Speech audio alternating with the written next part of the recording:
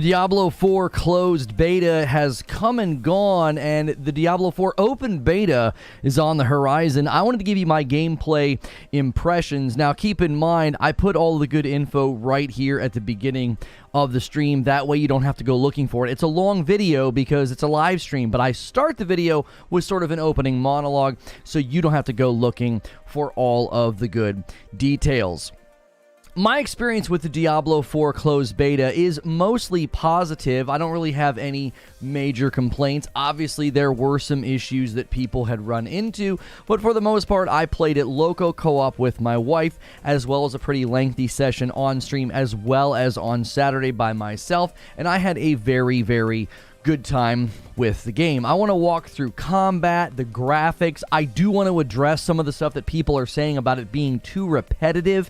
There's even monetization criticisms that just continue to come out that I do not understand. I'm going to try to speak to all of it. This is going to be pretty comprehensive. Even though it was just a beta, I actually do think there's a lot to talk about. There's good, there's bad, and then I want to respond to what people are saying about it being repetitive as well as monetization concerns. So let's just talk about the good. First and foremost, I want to talk about the story underneath this heading of good.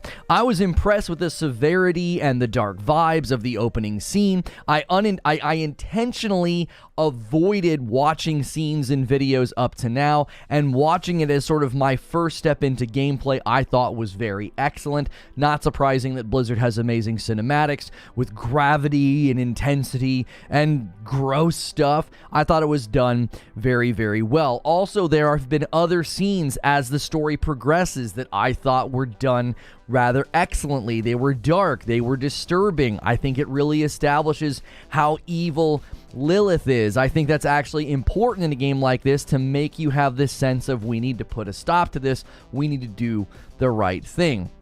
Even side stories, dialogue between NPCs, little scenes and stuff like you find this guy's house, I actually thought it was done very well. The voice acting is top shelf. Even minor characters, I think, have very, very good voice acting. If you've played a lot of games recently, it's obvious when you're playing a game with good voice acting. I heard some people saying there was too much dialogue.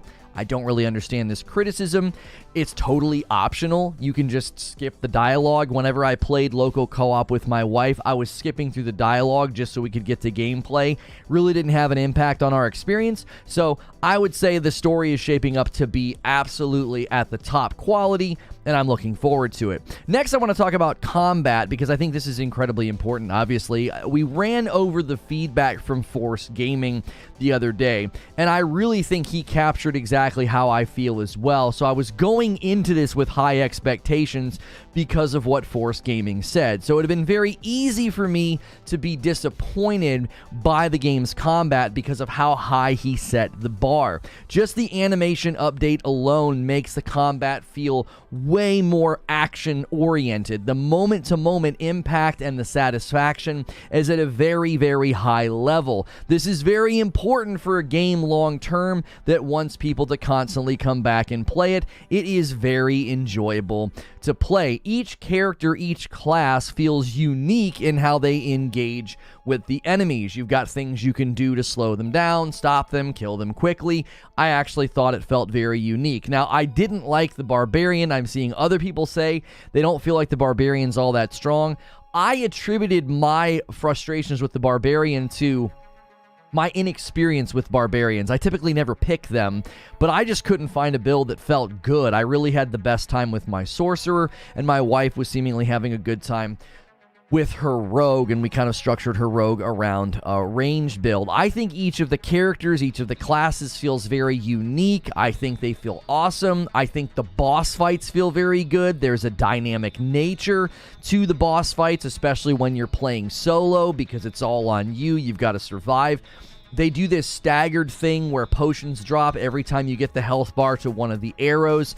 Their attack telegraphing, the overall feel, I think is a huge step up from previous ARPGs that I have played. I really enjoyed it. It reminded me of some of the times I was playing Lost Ark and thought that the boss fights brought something to the table that was very new, because ARPGs traditionally, the boss just kind of stands there, you attack the snot out of them, they do something that's very obvious and you kind of get out of the way, and then if you don't, you get obliterated. I felt there was more of an action, more of a give and take in the boss fights that I played, even one that kind of frustrated me when I died. I went back in, got in a good rhythm with the different things going on, and was able to have a very, very good time. I think this is hugely important for an ongoing game when basic level combat all the way up to boss fights just feels good.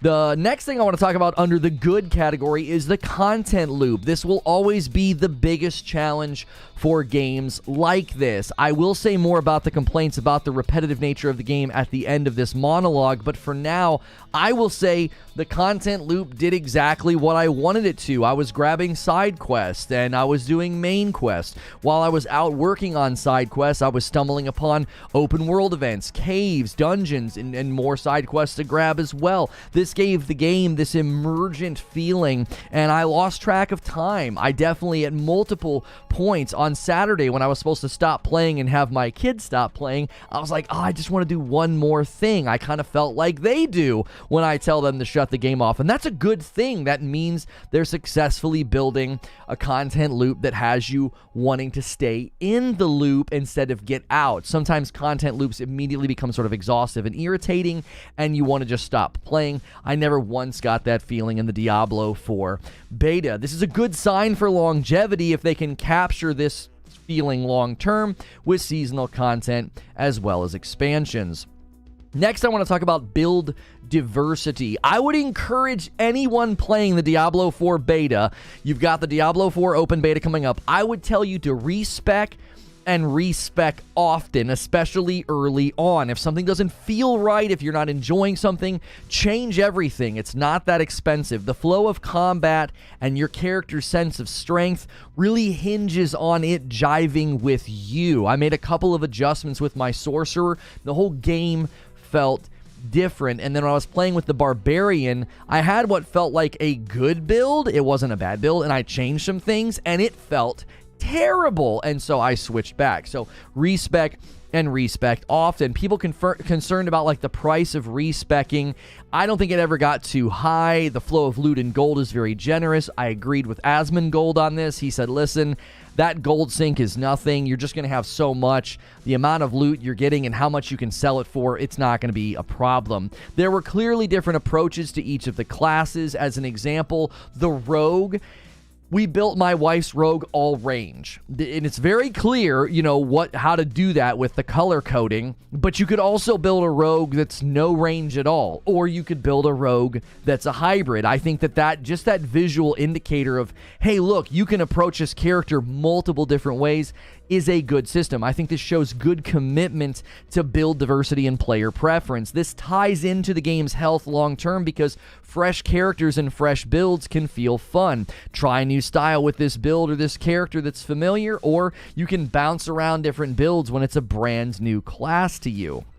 Now, I wanted to include this in my good section, Transmog, because many people might overlook some of the really, really good changes and updates they have done to Transmog. It's the little things that can help a game feel good and enjoyable for long play sessions. The more tedium and the more awkwardness in a game's content loop, the more you're going to want to stop playing. For example, you're able to just keep the transmog even once you're out and about and getting new loot. I was literally about to say, while I was playing Diablo 4, I was literally close to saying, yeah, I spent all that time transmogging, but the minute I find stronger gear, it's going to make me look different. And then I equipped a piece of stronger gear, and I didn't look different. Now, you might say that's not that big of a deal. Yes, it is. That removes one flat tire that can start to add up. You can start to feel like death by 1,000 paper cuts when there's all these little flat tire things that disrupt what you want to do. Now, you can toggle transmog off to be like, oh, I would like to see what this new piece of gear looks like, and then toggle it right back on if it looks kind of ugly or doesn't really match your look. These are the types of things that help a game pull you in for long play sessions because you're not constantly getting stuck on and snagged on little tedious things that you have to do. You spend all that time transmogging, and then you immediately don't look like yourself in other games that don't have this system. Diablo 4, I believe, has brought transmog forward in a good way. Next, I want to talk about the audio effects and the original soundtrack.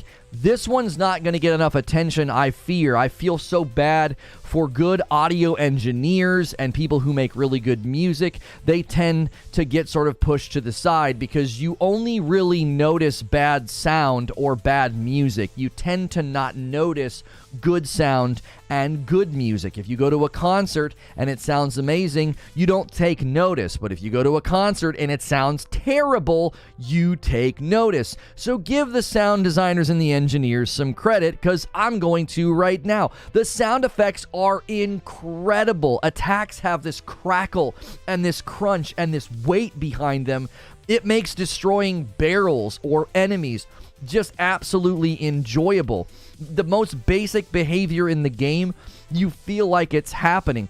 This re-emphasizes the action feel of the game. It really puts you into those caverns and those fights, and I think this goes hand in hand with the animation update that they did. Like when you're spinning or pounding, you feel it, and it impacts the world, and it impacts the enemies. It's all working in tandem to deliver a better moment-to-moment action feel, and you cannot ignore how the sound is playing a role. The original soundtrack is absolutely top shelf. It reminded me of open world exploring in Elden Ring, when the music is just pleasant and enjoyable, also constant, giving sort of an epic feel to the game, yet also being sort of pleasant, like you just want to be in the world. Long term, this might land on people differently, but to this day, I love setting out in the open world in Elden Ring. That single note that I knocked my glasses off. Unbelievable. That single note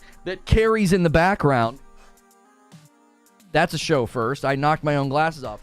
That single note that carries in the background is just wonderful. It makes it feel like something special is happening. You're actually in this phenomenal world. You're in this place that is magical and sort of worthy of exploration. Now, some people might turn the music off long term. Maybe they'll get sick of it, but I thought it was excellent. Now, I want to talk about graphics because this is something that many people can be dismissive of, right? I've seen negative responses to the graphics. I've had people say that it just looks like Diablo Immortal or Diablo 3, and side-by-side comparisons, I think, will demonstrate that this is just not subjective opinion. This is wrong. I don't think you can substantiate that this game looks like Diablo Immortal or looks just like Diablo 3. I genuinely think this. This is not shade. I'm not trying to be hateful. I genuinely think people need to upgrade their televisions, their monitors, double check their HDMI cables, because I see comments like this and I can't help but think, what are you watching these videos on? I'm convinced many people who immediately say gameplay doesn't look any better. We ran into this with some PS5 games. I think we're dealing with a technical problem, and let me attempt to prove it. I got a second television from Costco because I wanted to have a television for my wife and I to play Returnal on the PS5 for. The HDMI cable that came with the television was terrible. I was like, why does this look so bad? Well, I don't understand why Returnal looks this bad. I was like, this is a good television. What's the deal? And somebody said, swap out the HDMI cables. I swapped out the HDMI cable and Returnal looked like a different game. It was that stark. It was that different. And this was the cable that came with it in the box. So it wouldn't surprise me but there are many people out there running junk garbage cables that their television came with, and they're like, I don't get it, it doesn't look any better. Well, I consider double checking all of your HDMI cables and the settings on your television, because I don't know how anybody could say that this game looks just like Diablo Immortal or Diablo 3. It has a more gritty, real-world looking feel. Now, some have said it looks generic, which I would expect in some of the earlier areas. We're fighting more basic enemies. It's a lot of snow, it's a lot of trees, and a lot of caves. Now, I do think, though, when you leave behind the more stylized approach of the previous Diablo games, there's those, I forget their name, there's those red guys that are like Raganishu. Those guys don't quite look the same anymore. They kind of look a little more bland, a little more basic. So I could see people saying, well, the game looks generic now. Well, they left behind a stylized, almost comic book look where everything's bright red and they look like they're sort of ripped out of a cel-shaded video game. Not that they are cel-shaded, but you know what I mean. I don't think this will hurt the game's identity long term. I don't think the game has a generic look and feel. I really think it'll be fine because, number one, it's Diablo, and number two, I think the content loop and the gameplay hooks will be the true test. So that's all of the good things that I had to say. This monologue ended up way longer than I expected. That's one of the reasons I was late this morning. I thought I was going to write a couple pages, and I wrote way more than that. So let's move from the good to the bad. The queue times. Well, queue times are normal, aren't they, for your launch dates and for your betas. However, queue times for a closed beta that you had to pre-order the game, or I guess buy a chicken sandwich for, that just felt a little bit out of place. I was not anticipating this. My producer was not anticipating this. He's like, come on, it's Blizzard and it's pre-orders. It's a closed beta. There's not going to be queue times. Oh, there were queue times. They were from 60 to 90 minutes, which is pretty long considering the fact that this was the smallest batch of people that were likely going to try to jump in at the same time because it's closed, it ain't open, and it ain't launch date. So that's a little concerning long term. Now, for a Friday, I will say 60 to 90 minutes is pretty impressive, but it's also irritating because people are like, man, I kind of paid for this, right? It's a beta. Well, they paid for access to the beta. This wasn't free. This was something that people paid for. Well, you can cancel your pre-order. Shut up. Like, I just want to tell people to shut up. Like, let people be irritated. I don't think there's anything wrong with people being like, man, I literally pre-ordered so I could play this and I can't play this. This is the day that I set aside to play.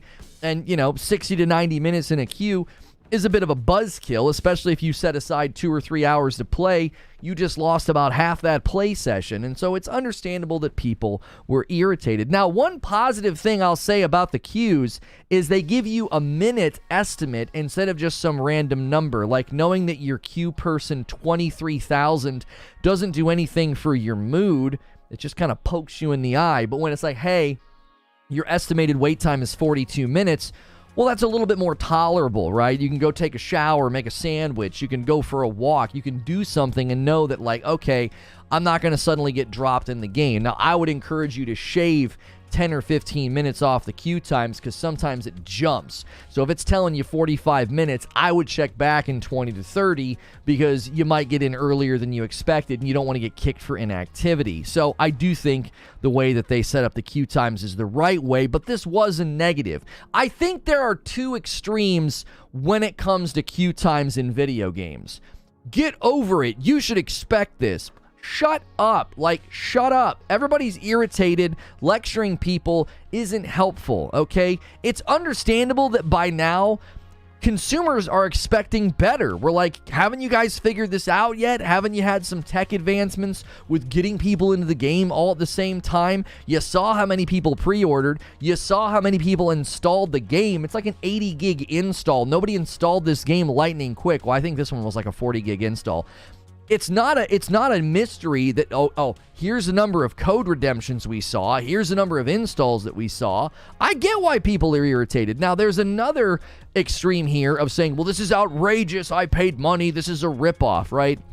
I don't think either of these extremes is helpful. Dismissal of people's frustration is just condescending. You're just being a jerk to feel superior. And then the other people are just overreacting. Like, I think it's completely fair to say, hey, this is frustrating. I think it's fair to ask questions like, how have you guys not figured this out yet? There's no tech innovation, I guess, in this realm and in this world, even from the biggest companies for a closed beta. People are like, well, that's the purpose of a beta. Stress testing servers is great, but like not being able to get in, I mean, I guess that's stressing. Maybe they're testing protocol for getting people in. Another negative that I experienced was in-game lag. Now, I don't think this is going to be something that persists, but there was definite in-game lag when you would come into a town and leave a town, and I also got some in-game lag in the open world and the dungeons. This is not a huge deal. Hopefully, they can smooth this over. This is something that's expected, I think, in a beta. That's actually, I think, a fair pushback. If I'm like, it was kind of lagging, people being like, well, it's a beta. Yeah, you're exactly right. There were also some what I call weird stuns in the game. I'm not sure what this was. My character just wouldn't do anything. I would freeze everybody, And I had a sorcerer set up to where if they're frozen and I kill them, it makes my freeze ability come back faster. That feels really good. So instead of waiting for like 10 or 12 seconds, I could lower it to like 5 or 6. That always felt awesome, like keeping some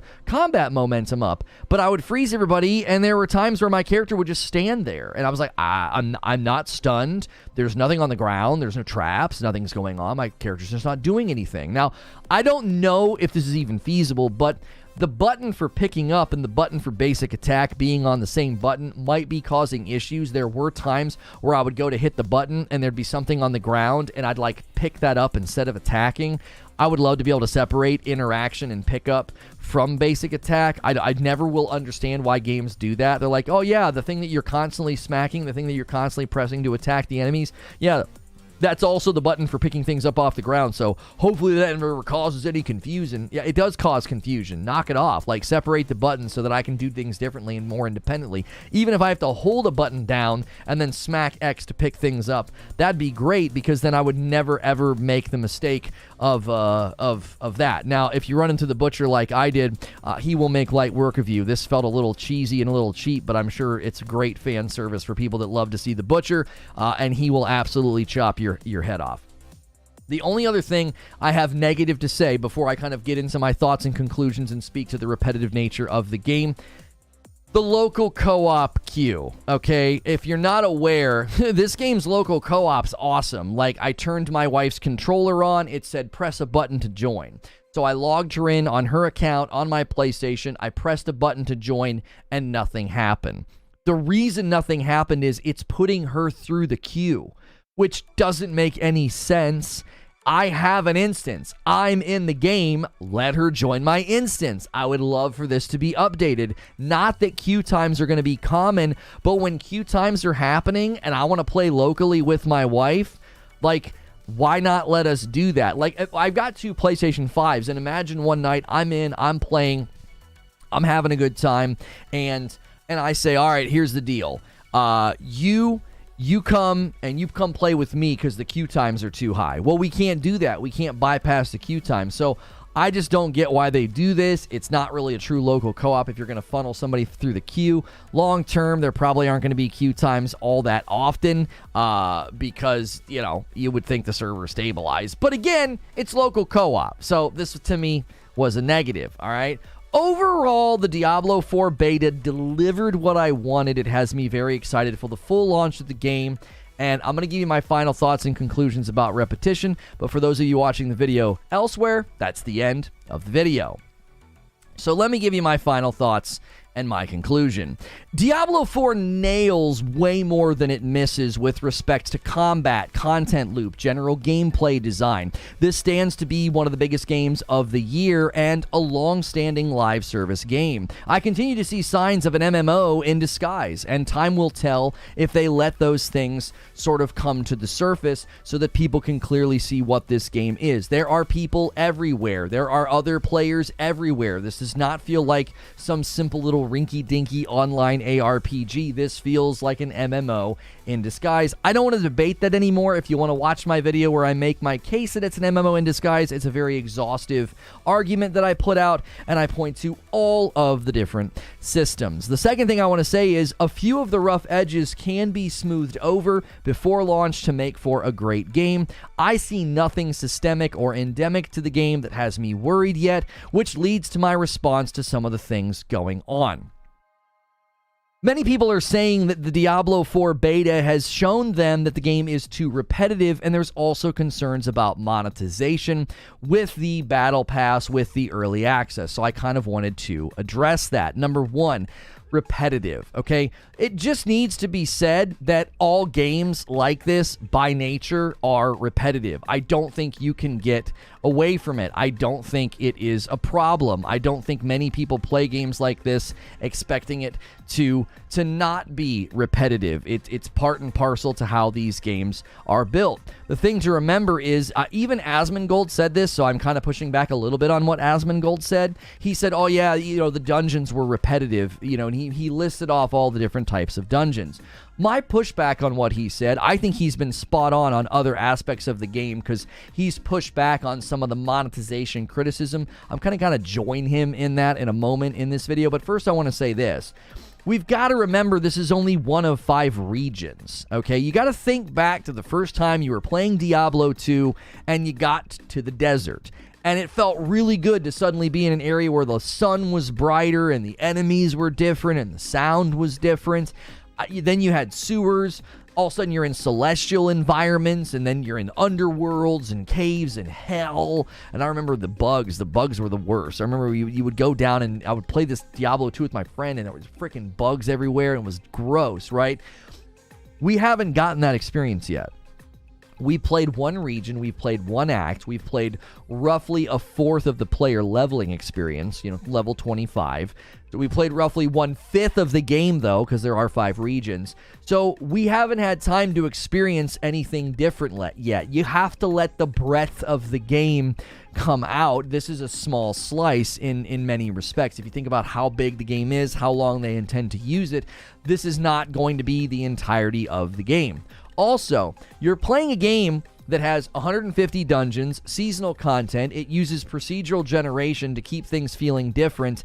And then you play Act 1, the first region, and you're like, yeah, it felt a little repetitive. This is just not a concern for me. The ground level experience in these games will be repetitive. All the things I talked about before are what matter. The content loop, the combat, the sound design, that sense of the moment to moment just feels good. When I played through with my wife, I went into an area that I had already previously played through, and it felt completely differently. The layout was different. The enemies were different. And I was like, this doesn't feel like what I played earlier. I actually thought that we did the wrong thing. I was like, did we go to the wrong place? And then I remembered, oh no, yeah, this is all going to be random and going to be different. So I think the charge that it is repetitive is a bit empty. Even Asmongold dismissed a guy who said, yeah, I bought Diablo 4 and canceled my pre-order because it just felt like more Diablo. And he was like, well, yeah, what did you expect? Well, I would say the same thing about an ongoing live service game. What did you expect? It's going to use repetitious activities. The question is, do those activities feel good? Are they satisfying? Are they rewarding? Those questions matter more than just sort of the quick dismissal of, oh, it's just repetitive. Now, Asmongold wasn't saying it was too repetitive to enjoy. He was just sort of affirming some of the feedback, and he did mention that the dungeons felt a little bit repetitive. His overall feeling on the game was pretty positive. He says it wasn't life-changing, but he walked away with a pretty positive feel about the game. Now, the monetization. This one just keeps coming up, and I feel like people are forcing the issue. I don't feel like this is a genuine criticism. I feel like people are desperate to say something negative. People are still wailing and crying about the 4 days of early access. It's unfair. It's not right. Listen, there is absolutely nothing wrong with a company charging for early access. That's completely voluntary. You don't have to do it. It's like any other early adoption within tech or entertainment. You will pay more. You pay more the first week that a video becomes streamable. You pay more because you either buy it at the full premium price or you pay the rental fee, and the rental fee is sometimes increased during those first couple of weeks. You pay more than the people that wait a little bit.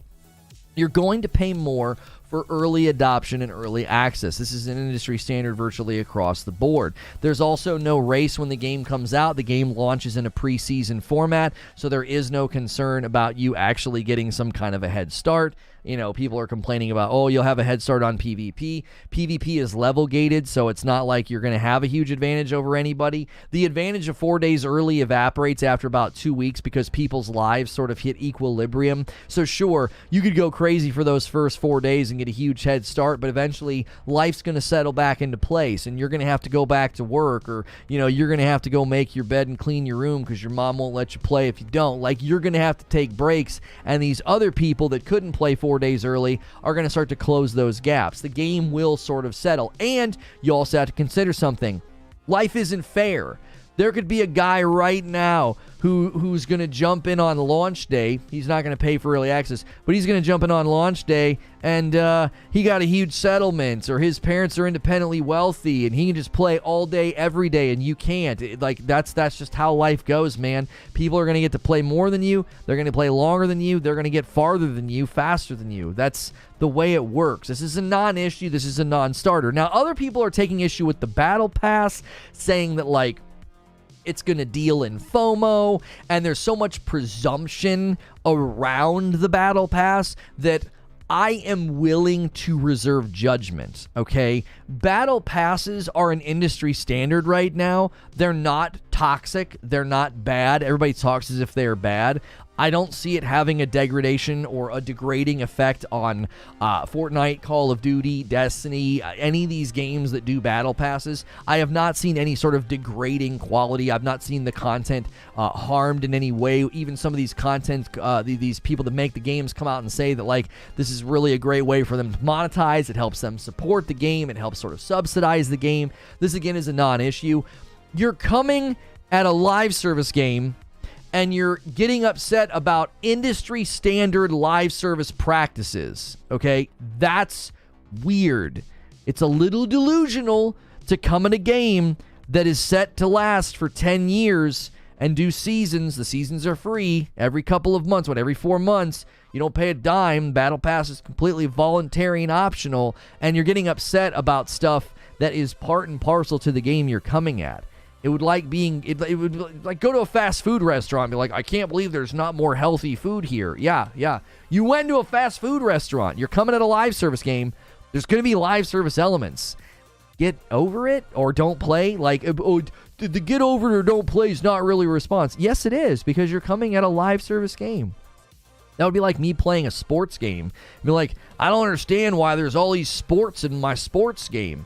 Live service games do things like this. They do battle passes. They do ongoing content to subsidize and pay for the ongoing content. Your initial purchase doesn't mean jack squat 6 months from now. If they're supporting the game, updating the game, patching the game, adding content, throwing in seasons, throwing in new experiences, throwing in new content. You bought the game 6 months ago. No one cares about that anymore. They need more money. Like, that's the way these games operate. That's not me defending corporate greed. That's literally the structure of how these games survive from a revenue perspective. So my conclusion is this. Diablo 4 is set to be a massive success. And from where I sit, it'll be around for a long time.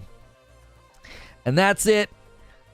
That's a show open. That's a 32-minute show open. I didn't anticipate that. I can't believe how long that got. I am really sorry. There was so much to say. I honestly didn't write my show until this morning, and I was like, oh man, this is way longer than I thought it would be. Explain No Man's Sky. No Man's Sky is owned and operated and sustained by Hello Games, which has like 8 employees. That's a checkmate. Like, what do you want? No Man's Sky also continues to charge you full price for the game years after it came out. That's how it supports them. They do a free update. It creates hype. Everybody piles back in the game, and then people go and buy it at full price, and they make enough money to keep things going. They have like 8 employees. Like, you know what I'm saying? You could fit No Man's Sky staff in a full-size van. And you think this the Diablo 4 team? There's probably not a team at the Diablo 4 headquarters that is that size. Like, the team that made the swords, they might be that big. You see what I'm saying? The size and scope of this game and what they're attempting to do, you can't compare it to No Man's Sky. I got to thank some people. Jeffrey Richards with 500 yen. I enjoyed my time in Diablo 4, even though with the Qs, I give it an 8.5 out of 10 for me. Just need a few skills to be buffed. Lightning Spear and Orb damage was too slow. I love Sorcerer. It felt so good. Julio with 15 months. James with 9 months. Thank you guys for renewing those members. Good morning. Had a blast with the beta. They improved the queue time. I'm very happy about it. Thanks for the chicken sandwich. Thanks to the chicken sandwich. And Jeffrey Richard gifted a membership, and it went to Alexander Smith. Guys, let's start things right here. You're still about 500 members away from a Just Dance stream. You guys are maintaining 2,500 members, so keep it going. Keep those gifted members rolling in. Every day we set a goal of 25 members. I cannot believe I knocked my glasses off in the show open. I have never done that before. Clay Row to Derp, thank you so much for an entire year of support, a whole year. Keep up the great content. That's a 12-month milestone, a 14-month milestone from Mick D09. Says, smash the like button. There's over 600 people here. You guys should easily be getting us to 200 likes by now. Thank you so much for being here. Hitting the like button will help more people find this video. If you're enjoying my coverage and my content, feel free to do that. I'm not streaming on the other platform today. I didn't feel like it. I had a bit of a busy morning. We had a mouse problem. I had to throw out a dead mouse. The Blizz cafeteria staff is bigger than the entire No Man's Sky team. That's what I'm saying. That's what I'm saying. The Deadpool shirt is fire. Thank you. If you ever like my attire, it's almost always from 80s Tees or Into the AM. Use code Lono at either one of those sites. PoE is a live service with no battle pass. They're doing fine. Really? Ban evasion. I unbanned your other account, by the way. Anung Unrama, I unbanned your other account. Don't come in here on a number 2 because you thought I banned you. I just turned it into a timeout the other day. And nobody argued that you can't do it. I didn't argue that you can't do live service without a battle pass. I said, coming at a live service game and being angry about industry standard live service practices, it doesn't make any sense at all. Like, a battle pass, really? Listen, if all it takes is a voluntary purchase of a battle pass with cosmetics, if that's all it takes to ruin a game for you, then I don't think you're going to like the game. Your desire and potential enjoyment of the game is too fragile. It's too fragile. That's all it takes for you to be like, yeah, I can't play the game, I can't support the game, can't enjoy the game. Because every 4 months they're going to give me a bunch of free content and new things to go do. But there's this voluntary side purchase I could do if I wanted to, where I could get more cosmetics. And that's going to ruin the game for me. I think your affinity for the game is way too thin and way too fragile if that's all it takes to do. That's all it takes to break it. I think even talking about the monetization battle is not going to do Blizzard any favors at this point. In what way? What do you mean? What? I'm super fragile about Diablo 4? Why? What? That's totally fine, by the way. I'm not going to try to convince anybody that they should like the game. I'm not going to try to convince anybody that they should like the game. But I'm genuinely curious why you would think, oh yeah, my desire to play the game, my desire to enjoy the game, it's pretty fragile. I'm not big on this game right now. Why? What did you experience in the beta that you feel like is sort of out of place or wrong or bad? Who's angry? I imagine people understand this at this point. Desi's been making bank for years now with season passes. Are you playing a rodent trapper in your new D&D adventure? Yeah, that's what it is, Eugene. Yeah. Weather got really warm and then it got really cold. So all of a sudden, I got a little mice in my basement. They find cracks. I don't know how they're getting in. I'll have to figure that out. Lono, see you've been called out by the botter. The botter who likes to chuckle and show the top of his head? I don't know who you're talking about. I'm half with Mark. I did expect more from D4. It still looks a lot like D3. Okay, hang on, SDO. Before I push back on what you're saying, I want to understand what you're saying. How does this look a lot like Diablo 3? Like, I don't get that. I don't get what people are seeing. I just mean that talking about Diablo 4 Monetization Battle Pass won't help Blizzard because there's been so many other negatives. Oh, I see what you're saying, Mark. Yeah. Yeah, time for a cat? Yeah. My cats never caught them at the old place. They were too lazy. Turboverse? I don't even know what Turboverse is. We had mice for a while at the beginning of the winter. Yeah, when it gets cold, that's just what they do. Fritanga Plays made a video about what? How it's like Diablo 3? The inventory menus are colorful like WoW. Path of Exile survives completely on their storefront and cosmetics. Right, so that's my question then, Jake. if somebody's going to say, well, Path of Exile doesn't do a battle pass, what difference does it make if they literally live off cosmetics? PoE is funded by microtransactions. How's that any different? Thank you, Eugene. That's exactly what I thought. I was like, that feels like a logical inconsistency. You'd be like, well, battle passes are terrible, but a cosmetic store is fine. Can you draw the categorical difference between the two for me? Because I don't see much of a difference.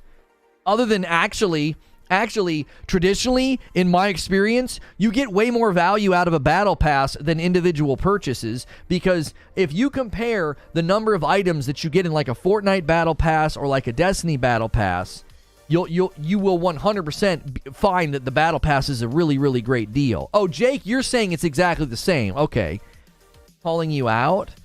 Oh, somebody's calling me out? Oh, I'm so terrified. Yeah, look at all what Twitter did by calling me out. Pushed me to 1,300 followers on a small new Twitter account that I was using haphazardly as like a secondary Twitter account. They're like, this guy's trying to hide. It's like, I've not gone anywhere. but okay.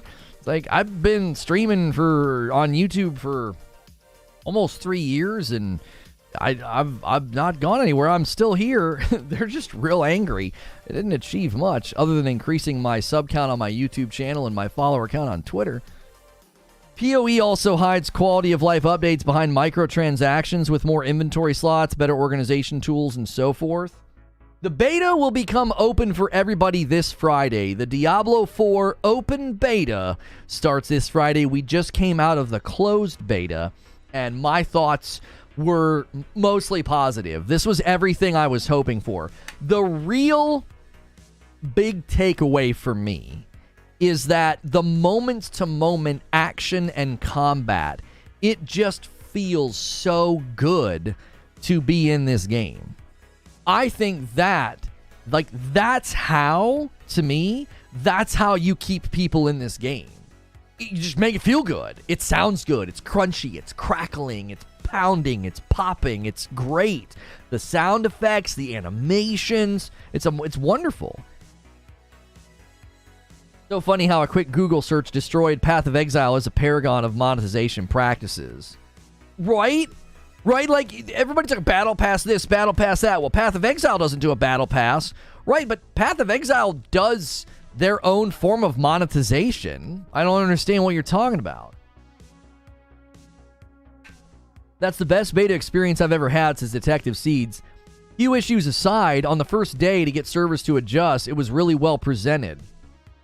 Yeah, I even said this, Detective Seeds, as annoying as queue times are, I like that they tell you how long.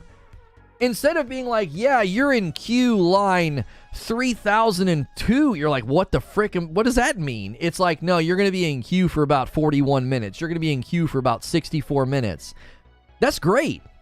That's great. Now, this weekend with the open beta, it doesn't bode well for the open beta. I will say that. The open beta, you're going to have way more people piling in.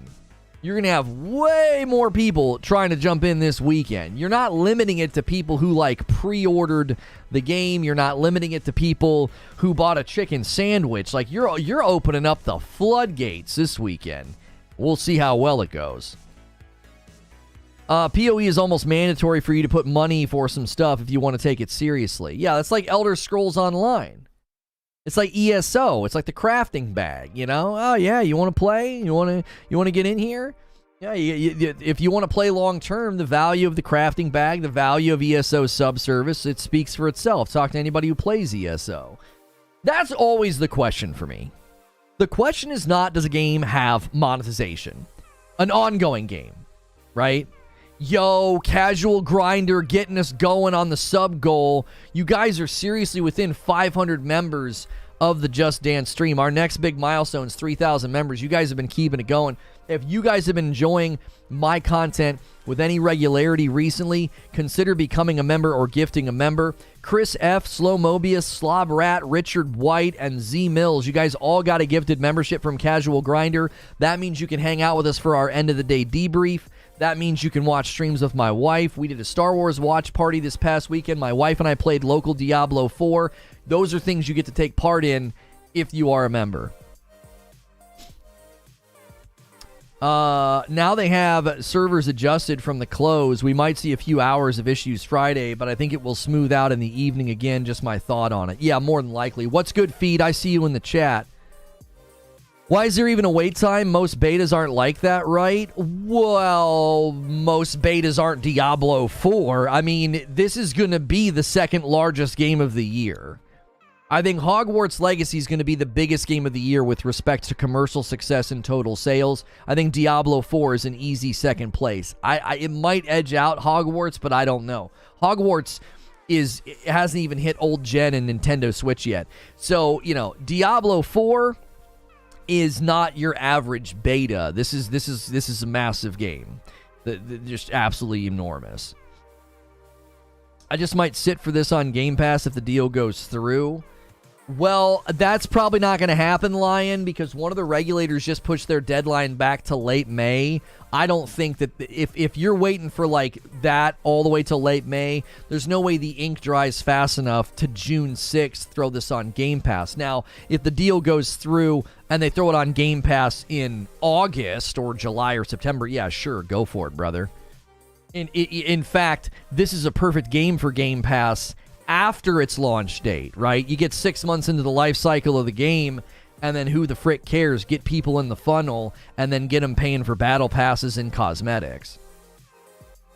I prefer microtransactions because I rarely finish battle passes. I get distracted with other games or with life stuff, and I miss lots of free content. Well, sure, Casey. And I think that's a personal, subjective preference, and I think your preference is 100% legitimate and well stated.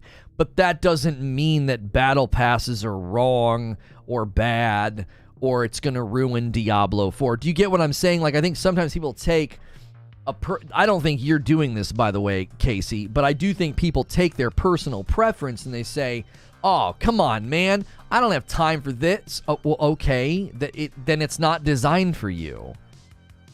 Seasonal content, seasonal grind, battle passes, companies do it because it works.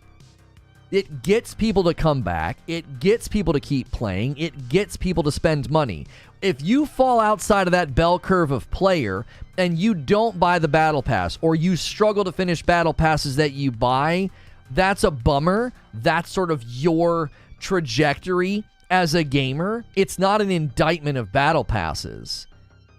Do you understand? I like how someone tried to report you for bullying. Homie, when you listen. The axiom is been so beautifully represented over the weekend. When you speak the truth, people will attack you personally. Like, that's all it takes for the fragility of the internet to be provoked. Truth.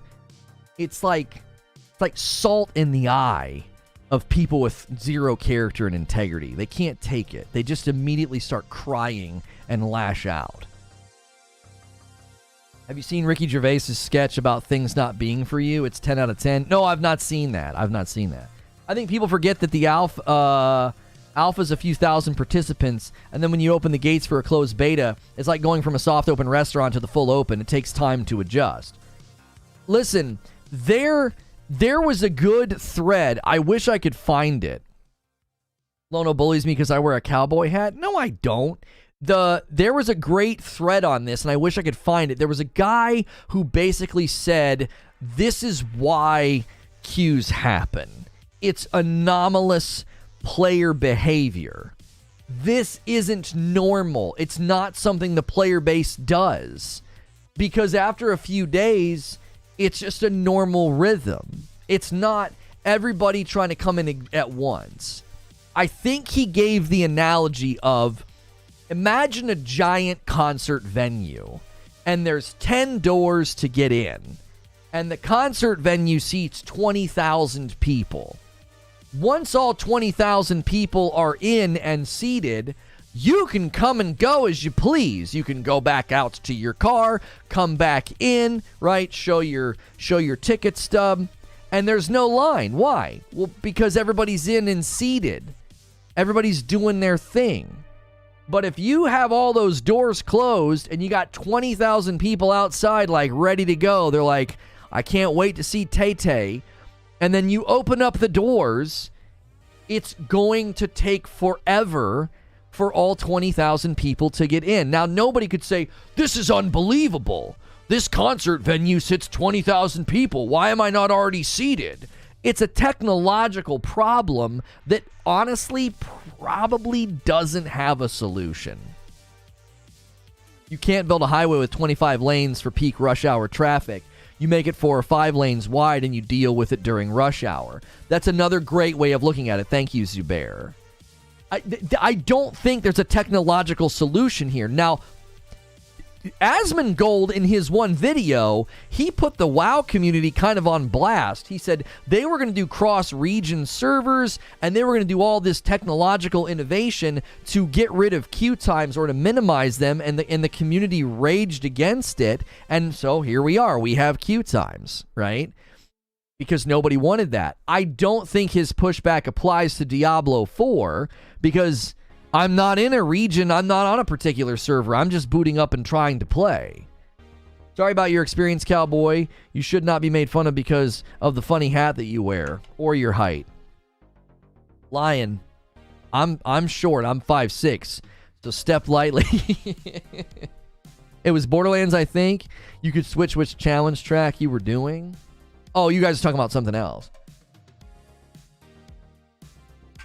Paul says, all at once, it's basically a DDoS attack on the servers. They have to queue. Yeah, you're going to fry everything. If there was no queue, you just fry the servers. Everything would be melting. I think if you pay for pre-order benefits to play early, you have a right to complain. It's up to the company to make sure they're ready, especially an experienced company like Blizzard. Here's what I'll say in response to what Russell Stewart just said, because I do want to affirm something. I do. If you're going to do a beta as a part of a pre-order perk and a pre-order benefit, you should take some notes. Instead of doing a global open, instead of letting everybody into your beta all at the same time, you should do a time zone rolling beta. That enables you to get batches of people in and stabilized instead of trying to let everybody in all at once. That would be my only criticism to how they handled this. That would be a criticism for this Friday. This Friday, that's what you're going to be dealing with. You're going to be dealing with queue times because guess what? Did I fix that? There we go. My fade was a little too fast. I bumped a button during my show open. This Friday, that's going to be a valid criticism. Why didn't you guys do a rolling beta unlock? This is ridiculous. You let the whole world log in at the same dadgum time? Why? Like, roll it. Roll the time zones. I don't care. Let New Zealand in first. That doesn't bother me. It doesn't bother me at all. By the time it gets to me, there might be a queue, but it's probably going to be more manageable because you've been slowly letting in batches of people instead of letting every single person in at the exact same time. You should get the soundbite of the dude that calls people beta on YouTube. It would be hilarious. I've never seen that before. Sounds like a queue time with extra steps. Well, here's my thought, Warpath. If you do a rolling unlock, if you do like a rolling server open, and I have to wait for 25 minutes, and then you are in Central, and you got to wait for 30, and everybody's got to wait for a certain amount of time. Okay, this is the boss fight that I actually really enjoyed. He ticked me off because he aimbotted me to kill me, and I was very agitated. But I figured out how to dodge his acid. See how he predicted where I was going? I actually really enjoyed this fight my second time. There's really, really good mechanics in these fights. I love you get potions every time you get one of those arrows down. I think some of these fights are actually more enjoyable by yourself because you kind of have to manage the mechanics, the telegraphs, the timing, and the potions. It really, really is fun. Anyway. I would rather have a controlled queue time instead of you just let everybody in all at once and the queue times just keep going up because the line's getting longer and longer and longer.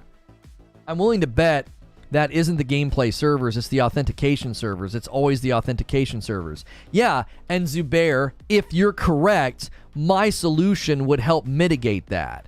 All right, whew, we got New Zealand in.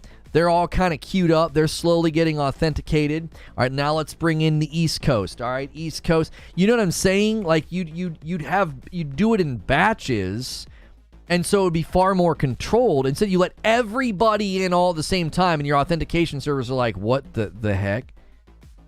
Lono, which boss was harder, this boss or the Tree Sentinel? This boss wasn't that hard. I just had to figure out that when he throws the acid, you want to back away. I was trying to circle fight him, and he kept getting me anyway. I was really mad because I ran out of potions, and I thought, oh man, if I could get him, you know, all I needed was like one more slice on him, and I couldn't get it. The boss fights are great. They kind of have that Lost Ark feeling. Yeah, I mentioned that in my show open, Paul. I said the boss fights reminded me of the way they did it in Lost Ark with like the telegraphing and like the attacks are coming. Yeah, I really, really liked it. I thought it was really enjoyable. So here you can see I'm all out of potions. I got this guy dead to rights, and he nails me there, and I'm like, okay, I've got to survive. I'm playing my life. Aimbotted me. He got me twice in a row with those frickin' acid tosses, brother. He got me twice in a row. That was the end of it. The main boss, Ashoka or whatever its name, was absolutely wrecked us the first time it spawned. Oh, nice. Staggering it makes more sense, says Dave. If you have to wait in queue anyways, then who cares if other parts of the world go fast? If the queue time will be quicker when it's your turn. That's exactly right. You didn't mean to say go fast. I think you meant to say go first. Here's a novel idea. Allow the game to be played apart from the servers and without authorization. That's not technologically possible because whenever they set up this game's backbone and infrastructure, there are too many things that run server side. There's also server side checks for loot duping and other things like that. There's server side checks for cheating, so you can't do that. Does that make sense? Like, I get what you're saying. That seems like such a logical idea. Well, just let me play locally on my hard drive, and then when there's a spot on the server, throw me on the server, right? I think too much of the game is interwoven with server-side behavior and server-side architecture, and it's processing things and doing things. You can't just all of a sudden not be online for a game like this. Vig Gaming says, not sure if any other game have done this before, but this game is doing cross-play across every platform, including old gen. That's pretty huge. That's also going to have issues with server stuff. Right? Here's my second time fighting him. I play much better this time around. So I've got him to half health. I've got 3 potions. I'm being a lot more careful. When he does those throws, I back... Well, not that time. When he does the throws, I was backing up, and that was causing me to feel... to do quite a bit better. I have to be honest, after the Twitter discussions this weekend, I thought you would have a different topic today. No. The people on Twitter that have zero integrity and zero character and want to continue to post libelous and defamatory things about me, they're just showing the world the type of person that they are. I'm not going to continue to deal with people like that. It just isn't worth it. I had a guy literally post a video. He was like, this guy admitted to everything. And I'm like, you just posted a video that proves I didn't. You're not even watching the content you're posting. Like, that's how stupid they are. So it just isn't worth it. It's not worth getting into. It's I'm just blocking and moving on, because in a month they'll all be on to something else. They'll just be hating something else. The only thing I didn't like about the beta was the constant rubber banding that persisted right through the beta. Hopefully they can fix this. I didn't have constant rubber banding. I didn't. I had some in-game lag when I came into town and left town, and then I had some in-game lag on Saturday. Nothing too extreme. It was pretty minor. If you want to play PvE or PvP, then you will be required to log in and have a different character. I don't play PvE or PvP, so me logging into the game after I paid full price is annoying. Wait, I don't understand. If you don't play PvE, what do? Do you just hang out in the character creator? I'm not trying to be mean, but what are you talking about? What the entire game is PvE. That's the whole game. I'm not sure what you mean by that. Makes sense to roll it. My local Six Flags used to let you pay a fee and then enter the fast lane whenever. Fast lanes were long, but an extra fee. Disney times lightning fast lanes are way better. PvP is DOA on D4. I don't think that matters. I don't think the longevity of Diablo 4 is going to rise and fall on its PvP. I really don't. I really, really don't. Why does it matter at launch? Just saying this isn't the first game to do it. What are you talking about, Jerry Main? Are you talking about the rolling you can in Fortnite? What's Vig Gaming taking issue with? Oh, cross-platform. Diablo 4 looks like the earlier God of Wars. Is he blind or what? Oh, 809 Lion said that Diablo 4 looks like the earlier God of Wars. I'm not familiar with the earlier God of Wars. Never played them. Smart move, in my opinion. Engaging will keep you locked into that never-ending discussion. Yeah. I mean, they think it's some kind of victory. They're like, oh, he's trying to hide because he's blocking. It's like, I'm streaming every day, Monday through Friday, on a 26,000 sub channel. I don't know how that's hiding. Blocking you on Twitter because you're scum. Like, that's pretty it. That's pretty much it. When you were co-oping against a mob or a boss, did it ever feel like Gauntlet 64 to you? Or does it look that way but not feel that way? You know what's funny, Derek? Asmongold brought up Gauntlet in his thoughts on the game. He literally brought that up. He said at some level, he's like, it's just so simple. It's like Gauntlet, you know? Red Wizard shot the food. He made that reference. I was like, we just talked about this the other day. That's so funny that even Asmongold's bringing it up. So, yes, I think at some levels that is one of the appeals of Diablo is it basically just captures that old Gauntlet feel. Now, I want to know why when I'm playing by myself, can I not make this full screen? I saw somebody with a full screen skill tree on PC. Is this something that's unique to console? Sliding everything over like that? I didn't see anything in the settings to give me like full screen anything. No full screen skill tree, no full screen character menu. I don't have Diablo 4 yet, says Thrifty PS Gamer. Just saying that there should be a single standalone campaign. Now that I know I'm always online, I probably won't be buying it. Like, I don't mean any disrespect. I don't feel like you've been paying attention. Right? Wait, click the stick? Red arrow? You can click one of the sticks to get full screen? Really? Is that on the screen somewhere and I just didn't see it? So is that anywhere on the screen? How did you guys figure that out? I don't see that anywhere. L1, R1, L2, R2, and close. That's all you have to do.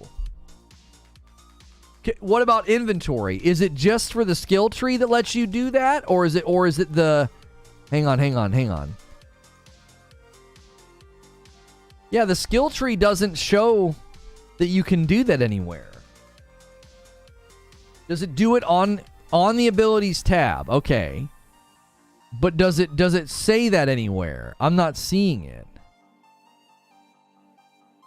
That is so weird. Look at the red arrow. Oh my gosh. It's right here. I didn't see that. I'm looking up here, and I'm looking in here, and I'm looking down here. I didn't even see that. Figured it out by accident. Isn't it funny how, like, a really good UI, and I just didn't see that. I'm like, huh? What are y'all talking about? That's amazing. Come on, don't make me feel like an idiot. Did anybody else totally not see that? I didn't see that. I can't be alone in that. The UI does need a little work. You can also go into settings and switch on advanced settings to view more information on items.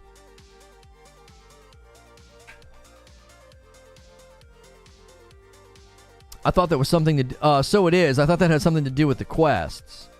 A $5 tip from Thrifty PS Gamer. What am I missing? Seriously asking. Is the game not always online? Also, you weren't rude? Okay, no, yeah. The game's always online, Thrifty. When I said you weren't paying attention, I was kind of saying, like, Diablo as a game if you were setting your sights on playing this game and you're surprised by it being always online, again, I'm not trying to be rude. It feels like you're not paying attention. That's part and parcel to the experience of Diablo. It's an online game. It's like, yeah, you're online, you're playing online. That shouldn't be a shock to anybody. East Coast Overlord with a $10 super chat. Boo-hoo, he won't interact with me on Twitter. Surely this is the only place where he talks and has an audience. Some people need to stop being terminally online. Love you, man. Keep it up. Thank you so much. I mean, let them have their victory over there on their little empire of dirt. Like, there's nothing... Who cares? People like that are in a race to the bottom. They don't listen to facts. They parrot off each other. They celebrate someone blocking them as some kind of a badge. Like, weird flex for them, but okay. Right. Yeah, like, you were so unpleasant and awful that you got blocked. What an amazing badge of honor. I didn't see it. I also got to level 22 on the Sorcerer, not knowing how to enchant a skill. Well, I don't know how to enchant a skill. Or did you mean to say enhance a skill? I also didn't know that as a barb, you can select what weapons your skill uses as part of the arsenal system. Blizzard will hopefully explain their stuff. I can't be the only person who thought the Diablo IV Barbarian was not that great. I don't play Barbarian, so I thought, okay, maybe I'm just playing poorly, because I had a great time with the Sorcerer. But when I played as the Barbarian, I was like, this guy is not good. He's freaking weak. I couldn't get anything done. My wife was tearing it up with her rogue, and I'm like, I feel like I'm just swinging and not doing anything. Quest where you had to emote somebody in a stable was cringe. I didn't care about that. Now I have Hurt by Nine Inch Nails stuck in my head. That's right. Well, I have it in my head, but it's being sung by the Man in Black. Is this unbalanced or am I stupid? That's how I felt. Barb was pretty nice, I thought. You need to do the side quest for Sorcerer to get the enhancement slot open. Oh, I don't think I've done that yet. Either I've done it and forgot. I mean, there were some local quests in the one village that I hadn't done yet. Maybe that's what one of them were. Is it the one where you had like the white icons on the town and you had to go do like just listen to them talk about making your potion stronger? I think I did that, and then I didn't pursue enhancing anything. I just went and did more missions. The barb weapon selection for skill took me a second to figure out, says True Savage. Lots of people in chat during your monologue were saying similar stuff about the Barbarian, says Derek. How was itemization? Anything interesting? Or just WoW-like gear? I'm not familiar enough with WoW to say that, to answer that. I thought the itemization was fine, but I can't make comparisons to WoW. It's not local. You had to go far southwest. Okay, then I definitely have not done that yet. They should really explain new systems in the game, like lucky hits and overpowering moves. It feels good hitting people, but not enough skills to bring the fight to some mobs. I want to be able to purchase a game and play it still 15 years later. I don't want to rely on servers to stay on. Thrifty, what you want is not at all illegitimate, but it's out of step with where things are going. Does that make sense? It would be like saying, I'm trying to think of an analogy of, how tech advances and things change. It would be like saying, I don't want to get on the internet without using a telephone. I feel like dialing in with a telephone is more secure. I mean, that just went away. The trajectory of technology just left that behind. I would prefer to watch television through classic cable instead of subscribing to services. You know what I'm saying? That's not a thing. I love Diablo. I played 1 on the PlayStation 1, 2 on the PS4, and 3 on the PS4. Right, and nothing that you're saying is wrong. I just think it's out of step with where things are going. Like, this is just where we're headed. You're buying a game that lives somewhere else. Your character, the world, all of it, it all lives somewhere else. And, in 15 years... Now, there is one consolation that I can give you. Hey, 20 minutes ago, 3 orders of Dark Roast to Team Dark Roast Zubair. Guys, make sure you're getting your coffee orders in. You can get a discount on our Triple Threat. Thank you to all the new subscribers today. Make sure and gift some members and smash the like button. Those are two really great ways to support this video. We have been streaming for 1 hour. I've not run a single advertisement. If you're watching the past broadcast, you'll get an ad like every 20 minutes or so. But when you're here live, I don't do it. We live off the members. That's how I'm able to do what I do, is your support down here in this corner. You aren't buying a game, you're buying access. That's true. And I'm going to blow your mind, but that's actually true of so many games now that aren't even online games, Thrifty. You might not realize this, but there are a ton of games right now that when you buy them, you're buying access. You don't own them. That's been a subtle shift in the gaming market the last couple of years. So you can play a game that's 100% not online, but you don't own it. You don't own it. You have a license to play it. Even if it's an offline game, that's true. The moment a looter has PvP, always online becomes necessary to maintain gear integrity. Isn't buying access modern gaming, says Quiet Shy. Most games do that now. All you're buying is a license. That's precisely it. I am not defending it. I'm not saying that that's good. I happen to really dislike that reality. I don't like that I don't own my games. I don't. I find it to be irritating that I don't really own my games. I don't like it. I'm powerless to stop it. This is just where things went. This is just how it is now. Can you remove the strobe effect when hitting but not outlines? I'm not sure what you're asking, Dustin. There were some things you could turn off. Yes, one of them I think was a strobe effect. Is this done by Sony, Xbox, and Nintendo?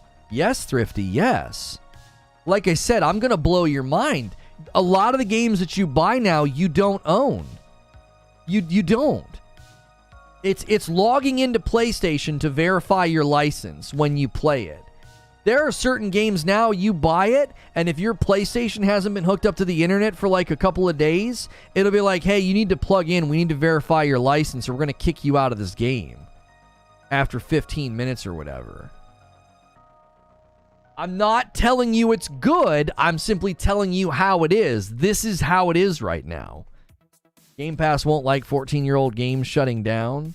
What difference does it make to Game Pass if a 14-year-old game shuts down? Game Pass is a rushing river.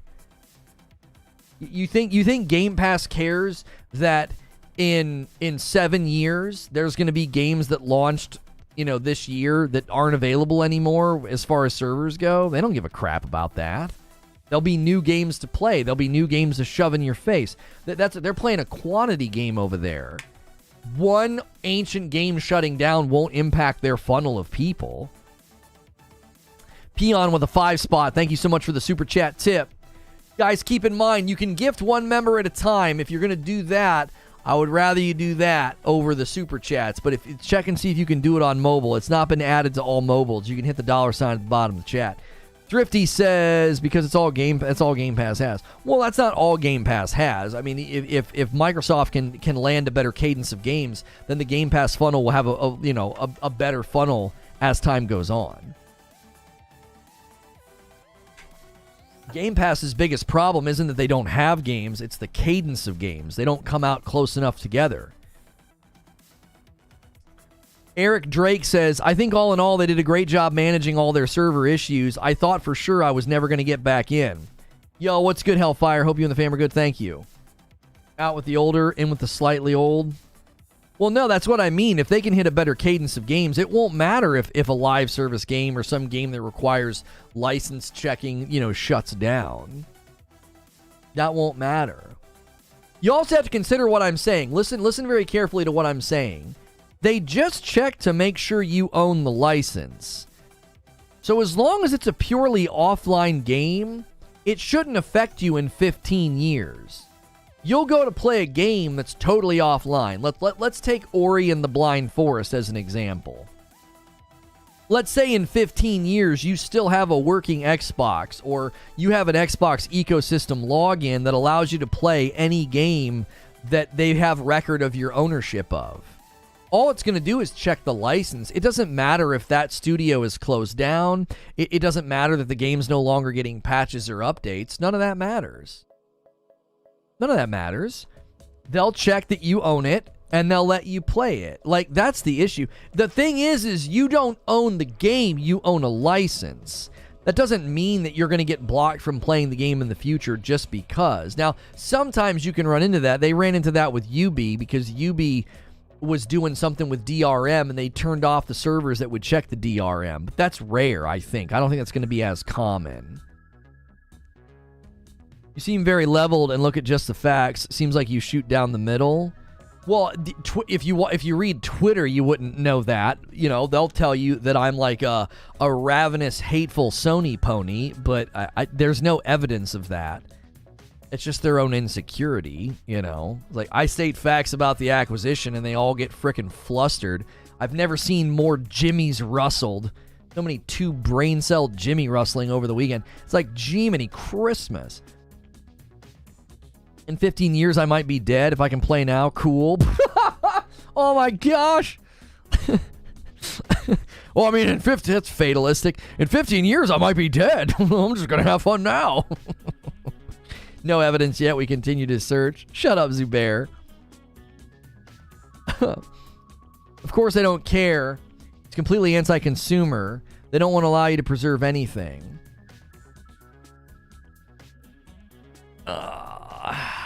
I think that's too dichotomous, Quintar.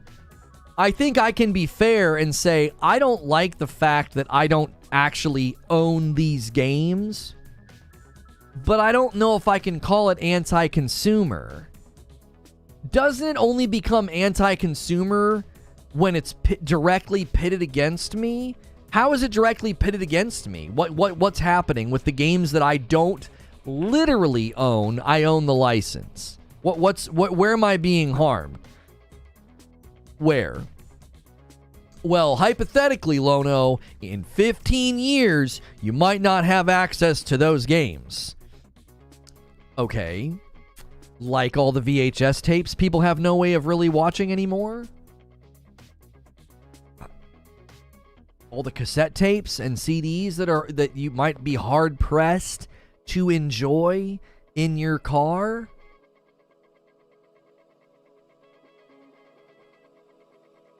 RT Mayday's collage of replies and Twitter banners was pretty good. I didn't even see it. Eugene.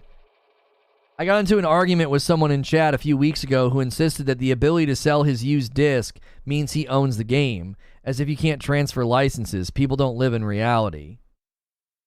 People have literally tied their entire identity to their game console. I had a discussion last night with, you know, some men that I consider to be, you know, wise men and you know, good people to have around me. And we got talking about that. The integration of an external thing into your identity and what it does to people. And I just saw that on full display over the weekend. It's like you feel so threatened by a simple analogy. Like the simplest, most basic brain dead analogy I could come up with to establish fiduciary duty, and people are like, they feel insulted in the core of their being, and they attack me with just ruthless hate and viciousness. And it's like, that's all it took. The fragility, just so brittle children, just fragile infants on the internet. But we can still use old VHS tapes. It's not supported anymore, Bayonetta. You can't go buy in the store a VCR. You can't go to the store and buy a cassette player. The industry moved forward. Do you see what I'm saying? Like, you own it, but you kind of don't own it. Does that make sense? I'm saying when an industry moves forward and you suddenly can't do something anymore that you used to do, that's I struggle to label that anti-consumer. You can, they just don't have them at Best Buy. Right. And Zubair, track with what I'm saying. Most of these games It's not the best analogy. It's just putting on display that when things move forward and you lose the ability to do certain things, calling that anti-consumer, I struggle to see that as a substantiated position, because you could make the same argument about really old games. 15 years from now, you could have maintained a PlayStation 5 or an Xbox Series X and be able to play those old games that suddenly might lose support in the future. Right now, you could find a working PlayStation 3 and play those really old games and things that you don't have access to anymore, right? The only way this becomes anti-consumer is if they actively start shutting those games off. Like, yeah, you bought the license for Ori and the Blind Forest 10 years ago. We're no longer honoring that license. Well, then you could say, wait a minute, that's anti-consumer. You just took something from me that I paid for. I haven't seen that happen yet, with the exception of like one DLC and one Ubisoft game that used DRM. A better analogy, your old cell phones don't work on the new towers anymore. They are now bricks. That's the cost of better networks. That's a slightly better analogy. We have to accept it and move on. I'm not saying that I like it. I'm not even defending it. I'm just saying I don't know if I can go all the way as to calling it anti-consumer. The only example of anti-consumerism is Ubisoft. The rest is just the industry moving forward. And it seems like the platforms are establishing an industry standard that you always get to take your games with you. This is one area where I will applaud Microsoft. Microsoft is setting the stage and saying your games come with you everywhere. And that if they maintain that standard to where their ecosystem in 15 years, if I boot up a television on fiber optic internet and I can play Ori and the Blind Forest because they have the record that I own the game, then I'm like, that's thanks to Microsoft. Like, they made that a standard that's my game for as long as their ecosystem's in existence. Like, I'll give them full marks. I'm like, that's actually a really good treatment of the consumer. Now, that doesn't mean that I'm suddenly in support of the acquisition and I think they're the most pro-consumer company out there. But I think that that's a pro-consumer move that we can celebrate. But that doesn't mean that you're guaranteed that every time. I can't believe we're not talking about Mommy Lilith. She's pretty nice. She's pretty evil. I love the scene where she came into the church and she was like, sin is their birthright. I was like, oh my gosh, such good writing. I don't appreciate all these analogies that aren't food-based. You could buy a Series S and make today's games look 15 years old. Oh, stop it, Paul. How many companies keep their standards, though? Borderlands 3 Unreal? Jedi Fallen Order Unreal? Tales of Rise, Atomic Heart, Stray, even single Arkham games? What are you talking about Unreal for, Omar? Does anyone remember when you were young and you thought you'd never be uncool and behind the times? Now it's all, no, nothing can never change. The church scene is so good. I thought it was excellent. People think that their PS2 games will work forever, have a rude awakening coming up when they get all out of the basement, says Derek. The oldest disc media, CDs and DVDs, are well into the time frame when they will start to fail, and that's assuming the laser and the drive on the playback device even still work. Right. Like, again, you got to understand something that we're talking about. We're talking about Diablo 4, and we're talking about Diablo 4 is always online, and we went down this rabbit hole because there was someone in chat, I believe it was Thrifty. Thrifty's like, I don't like a game like that. I want to own the game. I want the game to be on my hard drive. And I was like, well, I got a rude awakening for you, man. Even non-live service games, you don't actually own them, right? You own the license. So that's what took us down this rabbit trail. Do me a favor, guys, and give me just a few more likes on the video. Let's hit the 300 like milestone and maybe shoot for 400. There's 650 people here. We should easily have 400 likes. That helps more people find the video. That helps more people get in here. If you want to join the conversation, I would love to know what you thought of the Diablo 4 gameplay in the Diablo 4 closed beta. Would really appreciate that. That actually would help push the member goal a little bit higher, help do all of the things. No, you didn't hijack the show, Thrifty. I was just orienting everybody to how we got here. I like to let people know, like, how did we end up on this particular subject? It's linked to Diablo 4. It is, tangentially, because this is a movement. I've been telling people for a long time, I'm like the live service evangelist. I think live service is the future. I think more and more games are going to do it. Instead of being ideologically opposed to live service, I think we should be in favor of good live service practices so that we sort of sift live service games through a sifting bowl of value and quality as consumers so we get good product. Instead of being like, I'm anti-live service is the devil, you're not going to achieve anything. You're not going to stop this from happening. This is coming.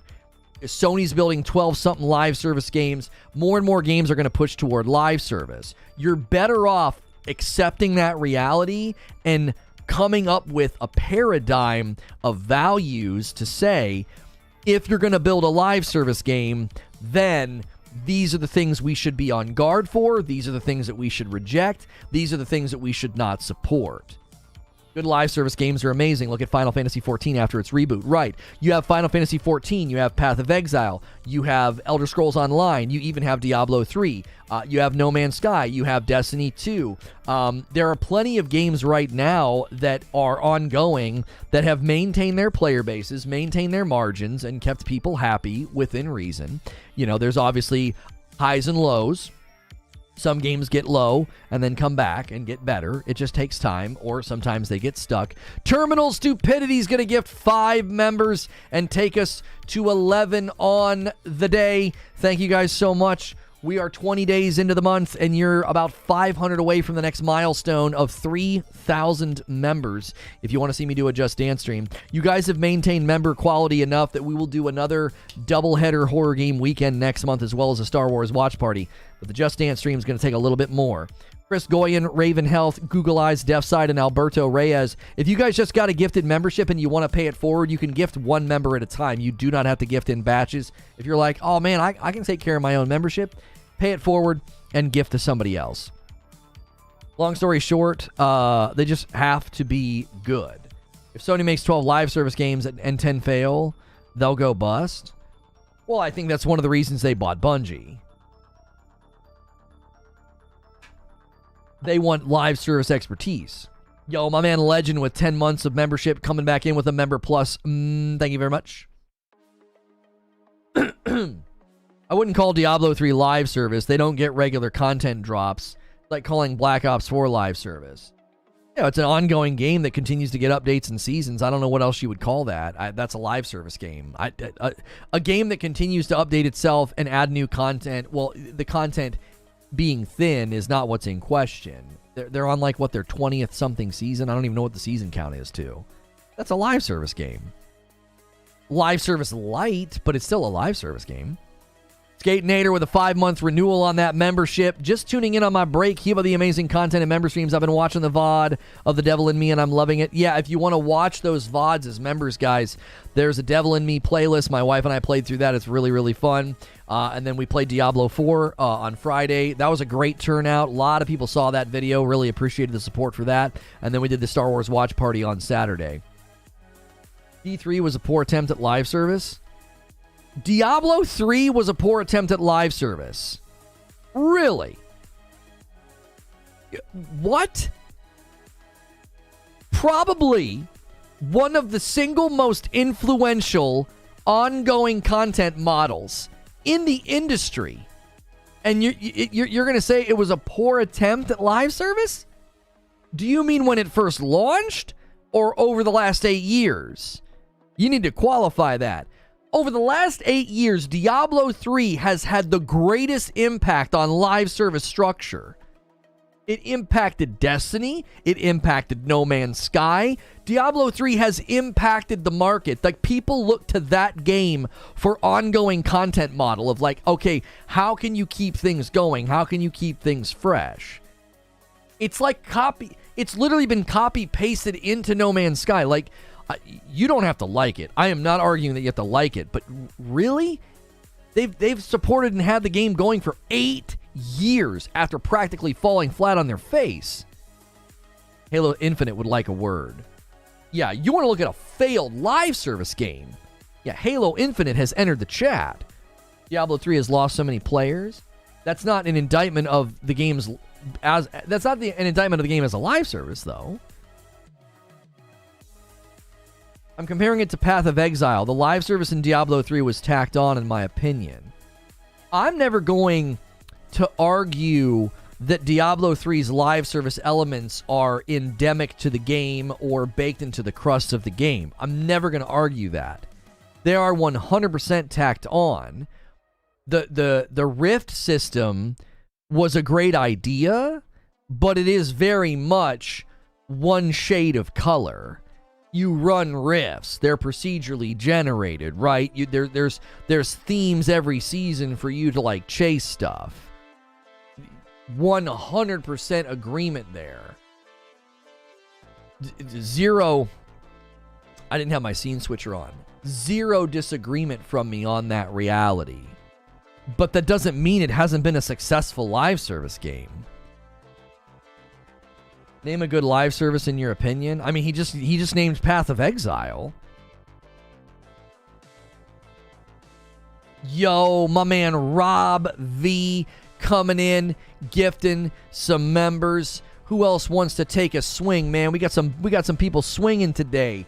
We got Terminal, we got Casual Grinder, we got Rob swinging those 5 spots. One goes to PK, Ziggy, Ferk Malurf, Bellex, Zach Walton, and David. Thank you guys so much for being here and getting a gifted membership. We are close to the daily goal. I thought this little sequence was excellent. I really liked it. I don't like how my character looks, but I really like this sequence. I like that character. I thought it was awesome. Make sure if you guys got a gifted membership that you get into the members only Discord, and make sure you consider paying a gifted membership forward. $5 and you can gift one to somebody else. Is there going to be drama? The bots attacked him. I'm here for the rebuttal. I don't have any plans to do a formal rebuttal. If people want to be libelous and defamatory on Twitter, even people who are considered like respected members of the gaming press, they display their character and integrity to the world. There's no reason for me to respond to liars and bad actors. Why? No point. If the press wants to cover the full story, then they can email me. If they want to continue slinging mud and lying, that just shows the kind of people that they are. I don't need to respond to people that are beneath me with respect to character and integrity. I've not played Diablo 4 yet. Did they bring back the auction house? No, they're not going to bring back the auction house. The auction house hasn't been in the game for 8 years. Yes, Lone Wolf, he did. Yeah, he did. He went further than what he did before. Said some pretty awful stuff. Like libel suit level stuff. But, you know. Did I hear about Lance Reddick? Yup, I did. Very sad. Huge bummer to lose somebody so suddenly. Very talented guy. My first experience with him was in Lost. You've got a lot of work to do, Mr. Locke. Like, he was excellent in that. There are thousands of games that use Unreal. Epic did not remove Unreal-based games from Steam. That's just completely and utterly false. There are games that came out this month using Unreal. Man, you guys are debating Unreal. What are y'all debating about? Did you become paralyzed with rage when you had 4 out of 4 potions and a new one dropped with an icon the size of a planet and you had 97% health? No, I just use the potion and pick it up, Hilly. I'm always topping off. I'm always topping off in Diablo 4. Always. Just like, oh, I'm at like 95%. There's a potion on the ground. Nah, top me off. Bloop, and I pick it up. Why? What are you going to run back for him later? What are you going to run back for him later? I hope they fix the optimization issue. I tried running with no changes in performance DLSS, and it was pulling 30 gig of usage on my RAM. Oh, golly. That doesn't sound good at all. Asmon's reaction to Sorcerer versus Barb was hilarious. Stopping off. That's right. I loved Sorcerer. I thought Barb felt terrible. Turn the shadows and the textures to medium and it dropped to 18. Jiminy Christmas. He kept making this statement that Epic removed games using Unreal. I asked if he meant tournament or all games. He said, what I copy and pasted above, I responded. Oh, okay.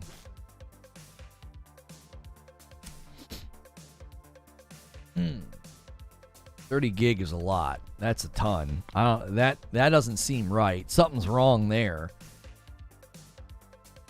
This game could run on a potato. Like, they put out the min specs for this game, so they've got something optimized real bad if you're pulling 30 gig of your RAM. That doesn't sound right. I said they will remove all the Unreal franchise games, not games based on the Unreal Engine. I don't understand why you're in here debating that. What does that have to do with what we're discussing? Removing all Unreal franchise games. Like, what put you on that wavelength? Love Sorcerer, looking forward to Necro. Yeah, Necromancer and Druid this weekend. I'm very excited because I'm way more interested in playing with a Necromancer and a Druid. Like, Barbarian, I wouldn't mind trying out a Rogue non-range because my wife was playing range. And I really like Sorcerer, but I've always disliked Barbarians, so I tried one, and I was just like, I must not be playing right. The Barb felt good until you see what a Sorcerer can do. I didn't see a graphics mode on PS5. Is there one? The menu in the Diablo 4 beta, the menu on PS5, it was pretty limited. I didn't feel like I could change anything. It seemed like it was pretty stripped down. So I don't know. I don't know if they're going to have that. Did they even have that as an option? I noticed memory leak when I tabbed out. It shot to 32 gig. Woo, you got a blue screen of death? I would bet you got a blue screen of death. Jiminy Christmas. It's like dropping an anvil on your rig. That sounds terrible. Barbs will probably even out in later levels like in Diablo 3. Yeah, I've always hated that as a pushback, though. I have always hated that as a pushback. Oh, you know, they get better in the later level. Okay. I don't want it to feel like garbage when I start out, though. Like, you know what I mean? They got to feel good in the beginning. You pretty much have to have leaping strikes as a barb when playing solo. Otherwise, ranged enemies were a pain. That's what's crazy, Victor, is I was playing with my wife, and she was on a range build rogue, and I was like, this should be the best combo, and I felt like trash. Barbarians are gear dependent, and having a good barb in your party is awesome. Sorcerers are always awesome. Does anyone know how to take off the noise when the tree stump or the body on the floor gets highlighted? It's so annoying. I don't know what noise you're referring to. Don't devs usually explicitly say betas are not balanced? I don't know if they came out and said that about this game. I mean, that could be part of the beta, balancing the classes. Barb has two really good setups to start Thorns. Oh, Thorns and Bleed. I was having fun as a Barb, clearing rooms faster than my buddies. Like I said, I'm 100% willing to table and consider that it was my fault. I don't play as a Barbarian, traditionally. I've always been the guy that'll play as Monk, Sorcerer, Druid, Necro, Witch Doctor. You know, I've never, ever been the guy that wants to play as the Barbarian. I never liked it. It doesn't matter what the game is. You know, even the melee-based guy in Borderlands 1, you know, Brick. It just was never, it's just never appealed to me. It's never appealed to my playstyle and sentimentality. They wanted to see balancing. Whirlwind was good too. Diablo 3 isn't even balanced when it comes to leveling. Some classes are way better than others, says Tovo. Oh, Peon is saying, I was talking about how they shut down live service. On topic. Okay, so you were on topic. I wasn't trying to be, like, pushy, Peon. I was genuinely curious how you got there. Like, okay, there's going to be companies that shut down live services. Okay, that is related to what we're talking about. What we were talking about, I should say. Omar says, if you're talking about Unreal, the shooter, prior to it becoming tournament or championship, the game died 2 decades ago. They pulled 2 of those games.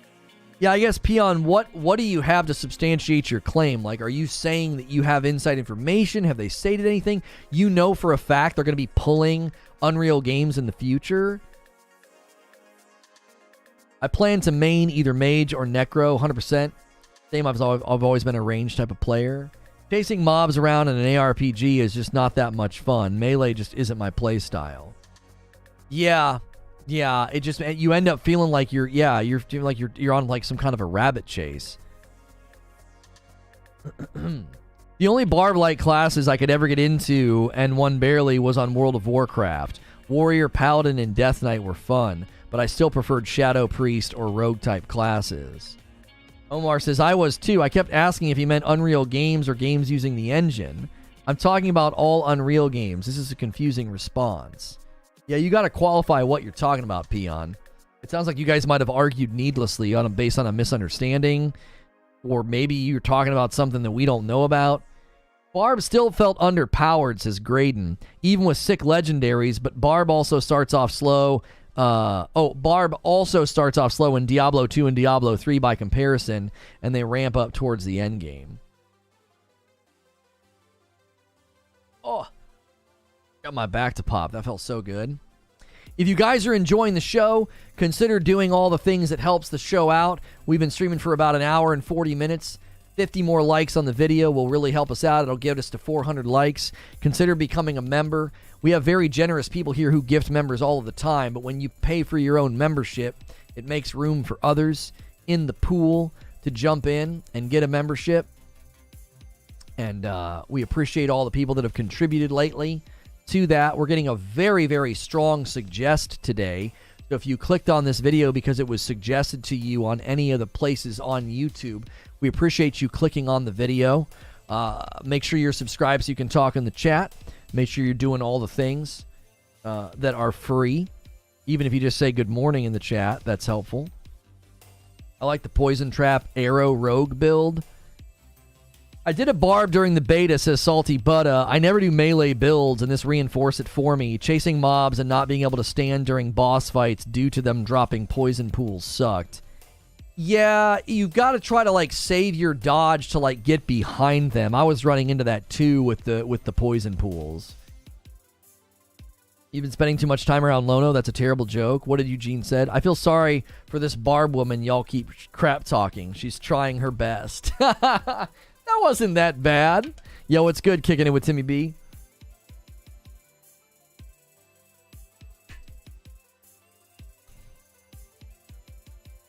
Good morning. I'm doing my part. Thank you, man. I appreciate that, Rich. Good afternoon, Lono in chat. What's good, Silver Shadow?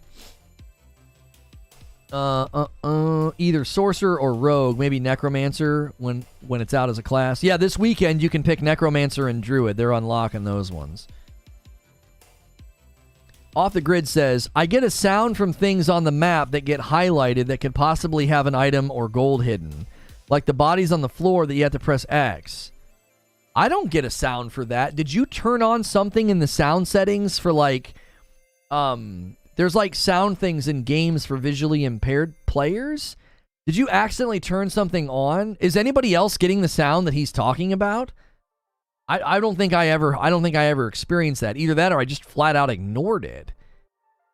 I think you can turn on different things in the settings and maybe you bump something on. Yo, it's good, Trayvon. Must be an accessibility setting. No. Yeah, I think you turned on an accessibility setting off the grid. Eugene says, you're just mad I made it first, Zubair. Melee DPS has always had a rough time on bosses in these types of games from what I have seen. I don't get sounds. There were ping sounds. I have to figure that out when I walk past 5 highlighted things. It goes crazy. You can toggle it based on rarity. Yeah, homie. You turn something on in the settings, it's pinging everything is what it sounds like. It sounds like you accidentally set it to ping every rarity type. Like if it's a dead body, if it's a bush, if it's a rock, it's pinging That's not on by default. You must have done it by mistake. Good morning, Lono in chat, says Immortal Turtle. I can't wait to try Diablo 4 this weekend. I had the choice of either pre-ordering it for my wife and myself or buying us a whole new wardrobe. We decided to be actual adults. Hey, you know, sometimes you got to do adult stuff, you know? It's fine. It's fine. Like, my in-laws will be here this weekend, and I couldn't be happier that, you know, the gaming cycle's heating up, and one of the biggest games of the year is doing its open beta and grinding it and testing things out and trying out different builds and characters.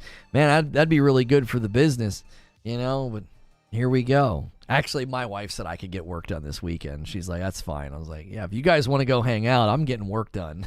Like, we've been squeezing blood from a stone for months, and as soon as things heat up, I don't care if people come to town. I'm getting work done, man. The business has some priority here. You chose poorly. That's right. Was Lono just using a different UI setup? What did Tovo say? Tovo talking about UI? I'm not even seeing what he said. How high up did he say this? Omar, no. Does Diablo 4 UI adjust based on input? Like it's different for keyboard and mouse or mouse and controller? No, I don't think so. These sounds are driving me nuts. Yeah, that sounds awful. Barb has grapples, leaps, and stomps. You have a lot of abilities to draw enemies in so you don't have to constantly chase. I couldn't get into a place where I felt the barbarian was worth a darn. I really, really couldn't. I just couldn't get him to a place where he felt good. I know the point of Diablo is you only have a limited set of skills, where you can have like 100 keybinds on WoW, but I did feel a little limited even on controller. They could have done more. Well, but you have to remember, my sorcerer got to the point yesterday. No, I played on Saturday. When I played on Saturday off stream, I went back. I suddenly had armor that unlocked chain lightning and a lightning spear. And so you see across the bottom there, triangle, R1, L2, and R2. I had that all filled in. Man, I was just constantly spamming stuff. I was just abilities left and right. It was like I was freezing.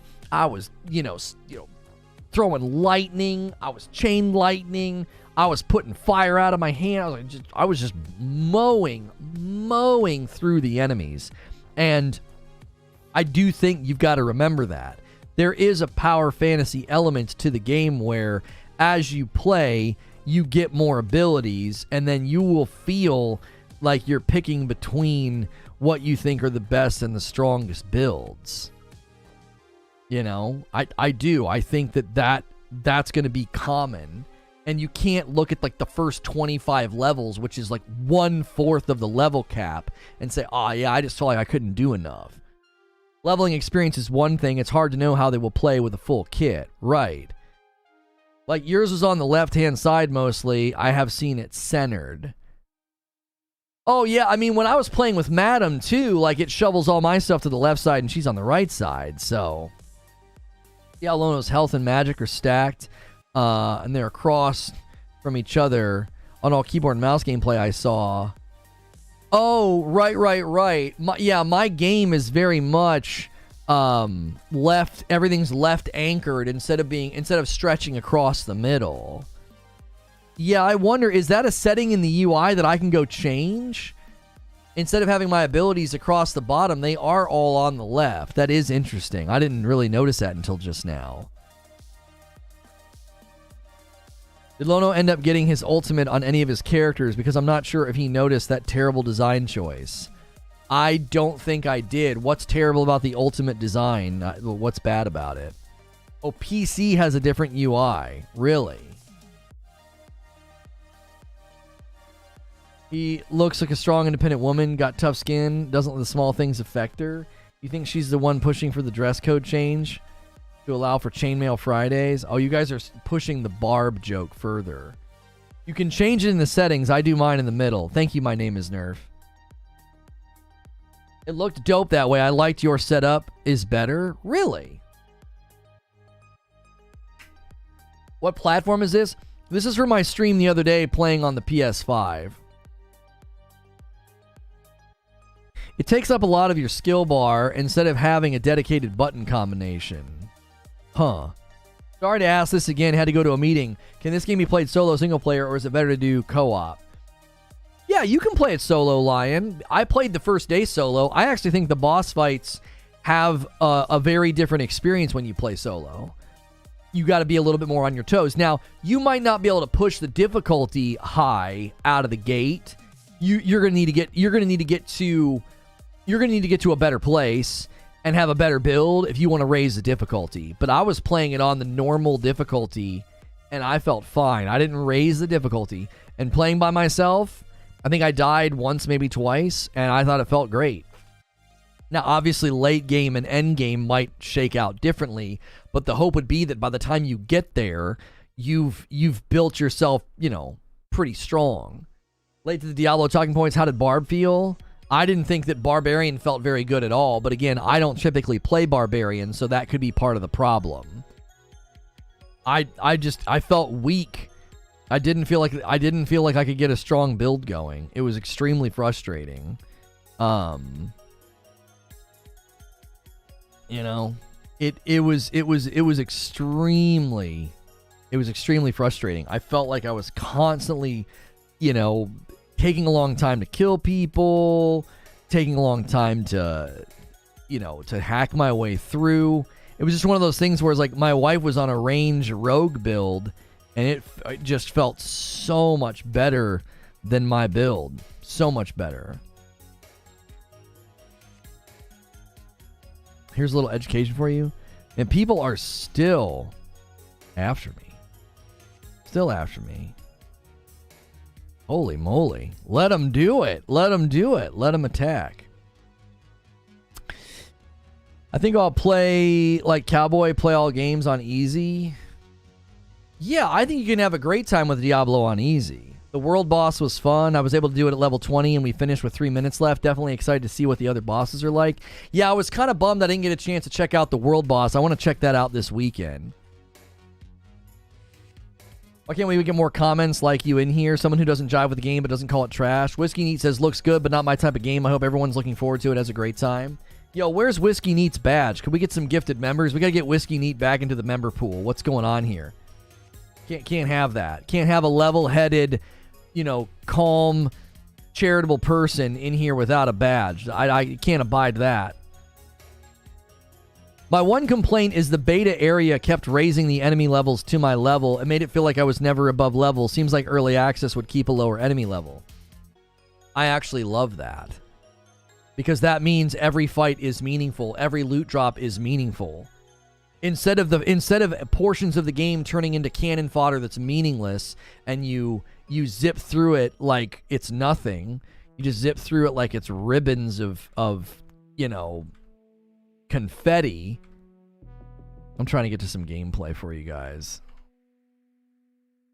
If you're just zipping through like, oh, it's just like confetti, like, I don't ever feel like that's a good way to treat the game. I feel like if the game kind of stays with you, it keeps things relevant. I like that a whole lot more. Level scaling is fun.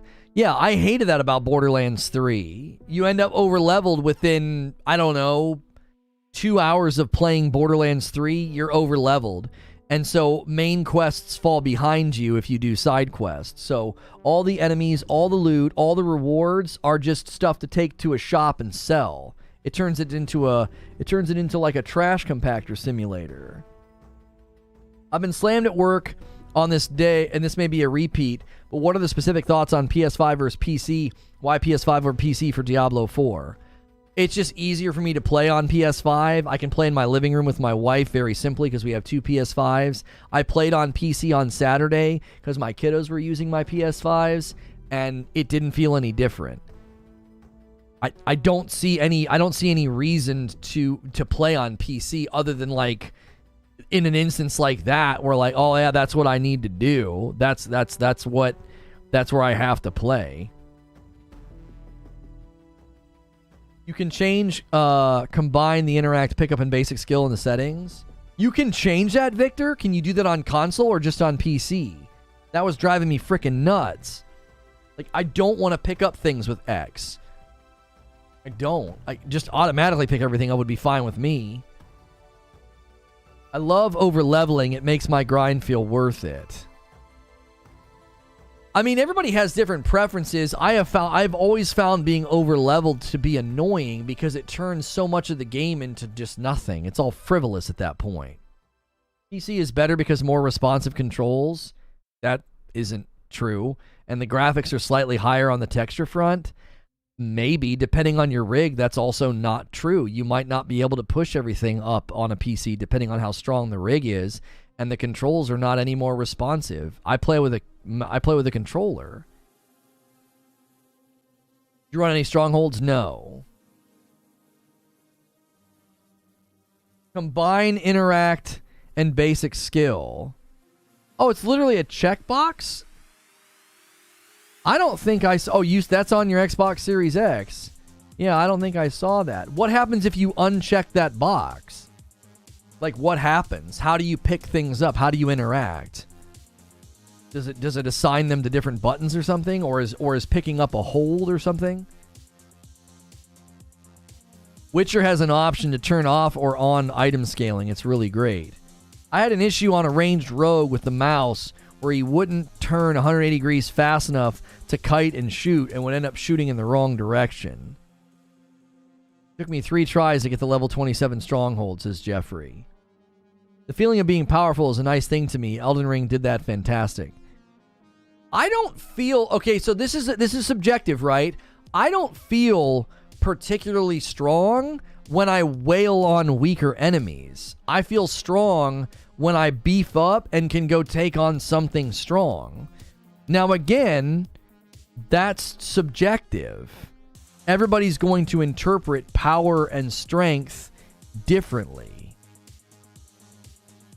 You know what I'm saying? Like, that to me is not... It's not an objective thing. It isn't. Want to run a stronghold before the beta ends? Wait, I thought the beta was over. When does the beta end?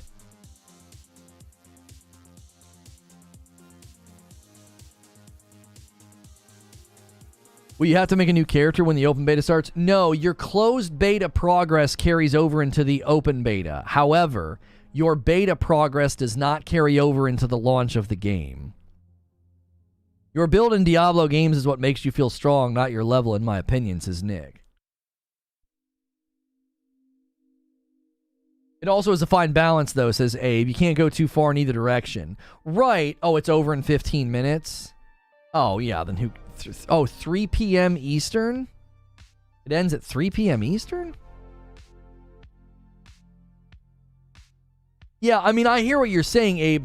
You don't want the game...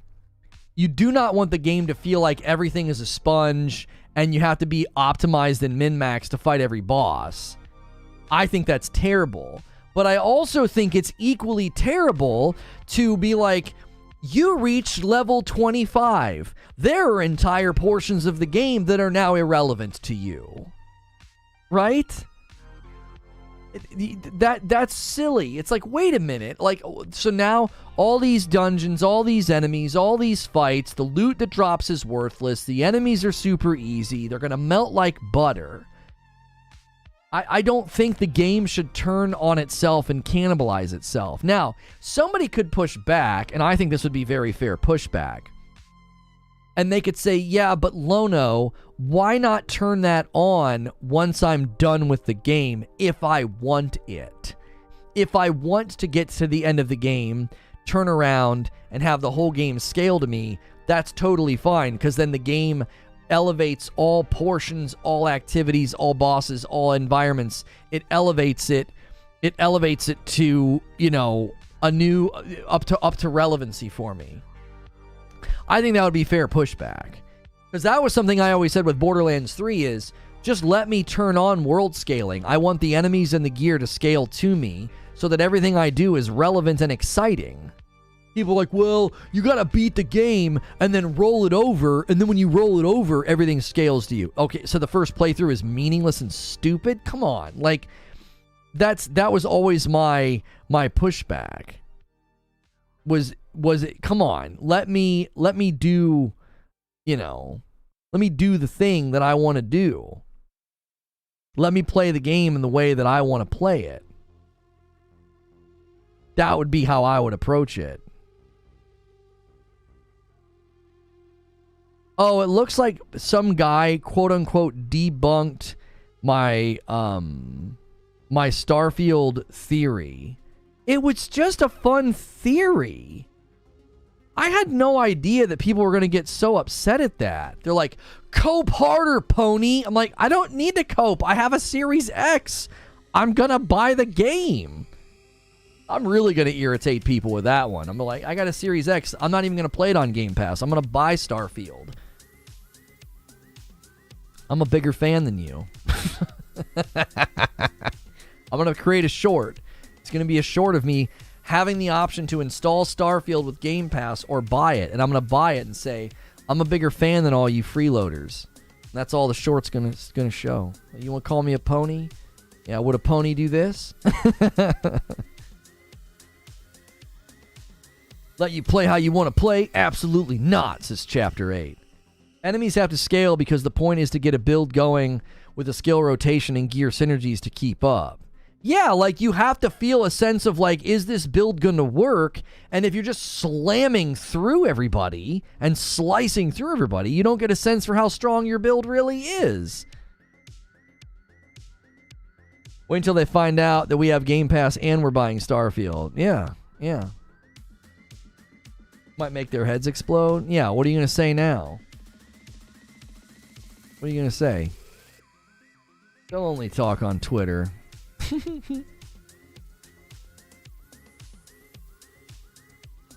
It's funny how people mauled so hard over everything. Yeah. Dude, you want to react to my content? Fine. Right? As long as people on YouTube hit above the belt, I don't care. If people start making content on YouTube that's libelous and defamatory, well, we're going to have a different conversation. It's going to include my partner manager.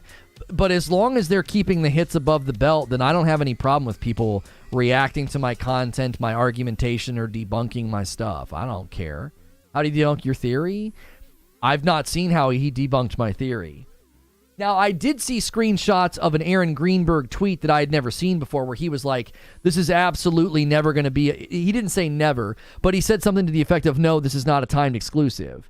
I think he said it in 2021. Don't quote me on this. Please don't quote me on this. I don't know where and when he said it. The whole point of my video is that the strategy may have changed and people are losing their dadgum minds. I was not saying... I literally had a guy just flat out lie on Twitter. He was like, this guy said that Starfield's going to be a timed exclusive. I was like, I didn't say that. I said it was a theory. And so I put the clip of the first 10 seconds of the video on the tweet.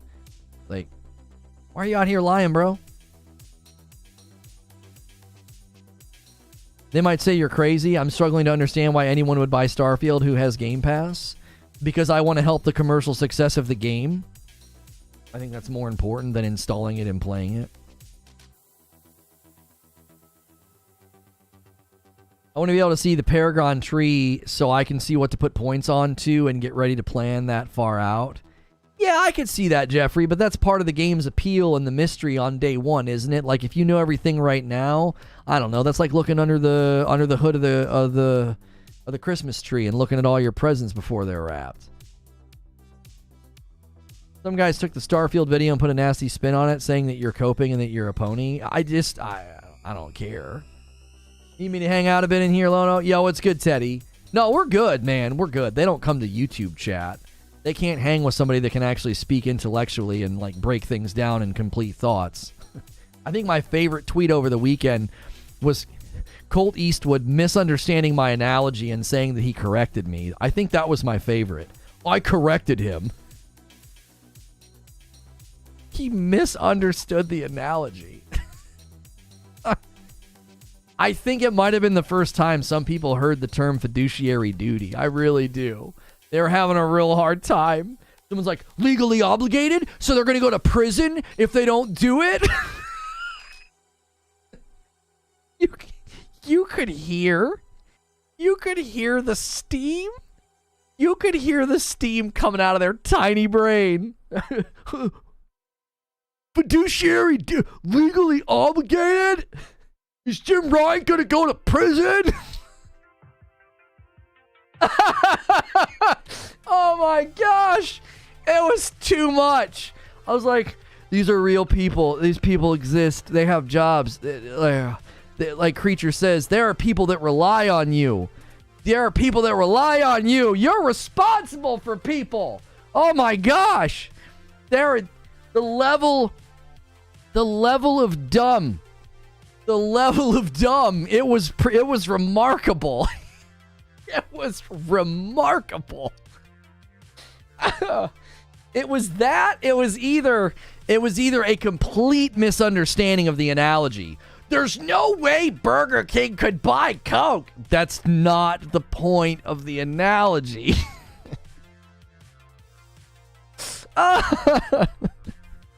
Do you think? Oh, golly. It was great. It was great. Oh, I forgot. There's the new Star Wars thing today. Oh, it's the official story trailer. I'm glad we didn't book around that. That's probably not going to be worth anything. It'll be exciting, but it won't be worth a show. Gameplay is fun, but that stuff, not really.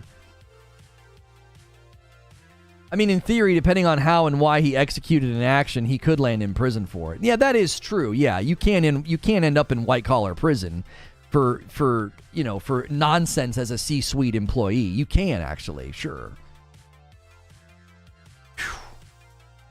The folks on Twitter are so dumb, they make me look like a world-renowned educated person. You're not going to get a decision on the APA deal. Oh, this year or the next? Oh, I don't know. Stuff got pushed back to May now. One regulator's in April, the other one's in May. You make arguments assuming people have the ability to think through them and process them, and people are just stupid. Like, you could sense the insecurity. You could just sense it. It was like plain as day. You could sense, like, I don't understand what this guy's saying, so I'm just going to attack him and malign him. The Coke analogy would work better using Walmart and Target.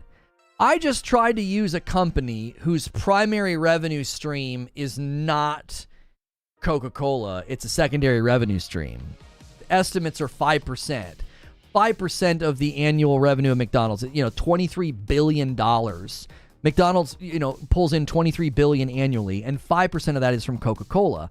That's a ton of freaking money. And these ignoramuses don't understand that a business has to protect all of those lines. The whole, McDonald's would be fine.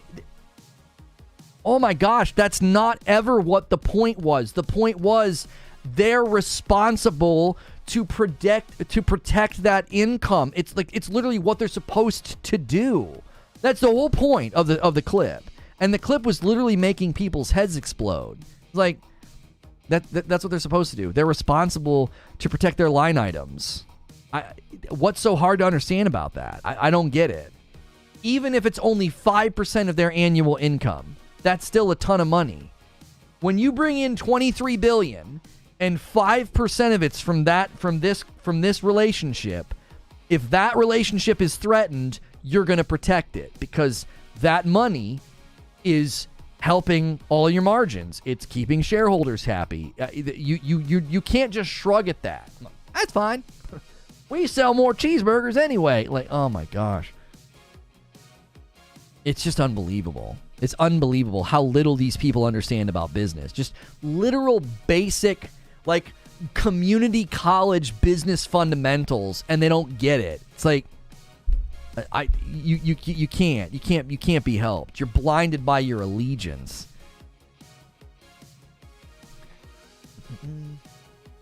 I worked at a pizza shop for years. They made a 300% markup on Coke fountain drinks. Right, I don't think people understood. It was I was literally just trying to establish that I want you to imagine being a very, very big and successful business. I want you to imagine a portion of your revenue coming under threat and then protecting that revenue. You're doing your job.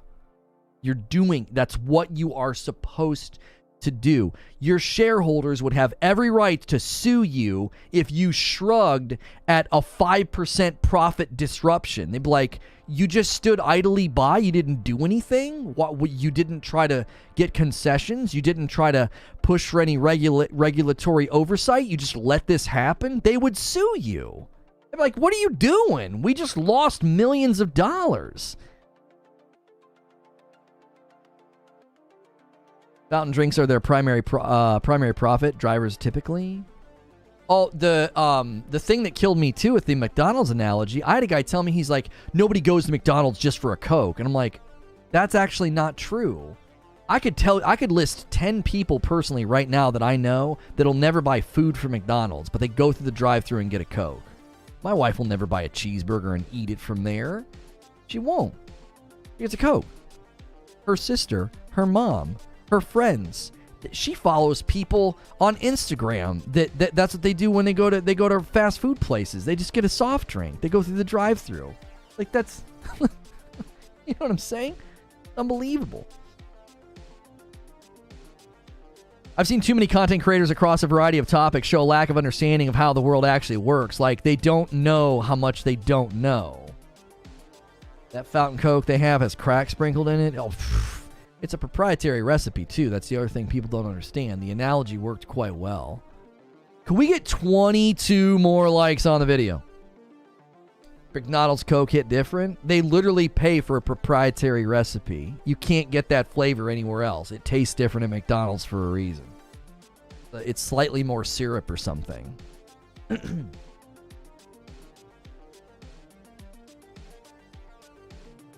Forget profit disruption. A decrease in profit margins from the previous year causes large businesses to go crazy. We only made 2% more profit this year, but we made 3% more last year. Right, exactly, SDO. They just don't. It's so frustrating because, again, we're talking about just Bush League pedestrian understandings of business function, and they're not even at that level. They're not even at the level of, like, entrance course, like, freshman in community business college. They don't even have that ground level understanding of business function. And they're out here talking about a $70 billion acquisition like you're buying, a football at Target. Like, they don't think beyond brand loyalty. They just don't. They're so blinded by brand loyalty, it's made them stupid. That's why we say never go full. Like, the reason we say never go full is, like, you've gone so full that you're just embarrassing yourself. You're just embarrassing yourself. A freshman in community business college would make mincemeat of your content. They would make mincemeat of your content. Like, what are you even talking about? It's not even about being a Sony pony. It's about, no, this is just basic coverage of what's happening. Just basic facts-based coverage. And they all came unglued. It's like you could feel they're like they were on the verge of, so many people were on the verge of having a brain aneurysm. It's like, dude, settle down. Oh my gosh. It's not the lack of knowledge for me. We can't be experts in everything. It's the lack of hesitation, the lack of questioning yourself, no self-awareness. Yeah, just presuming and assuming you've got this all figured out. You gotta understand something. One of the reasons a lot of my positions on this have formulated over the months and years that we've discussed this is I've got a lot of really smart people in my chat that educated me.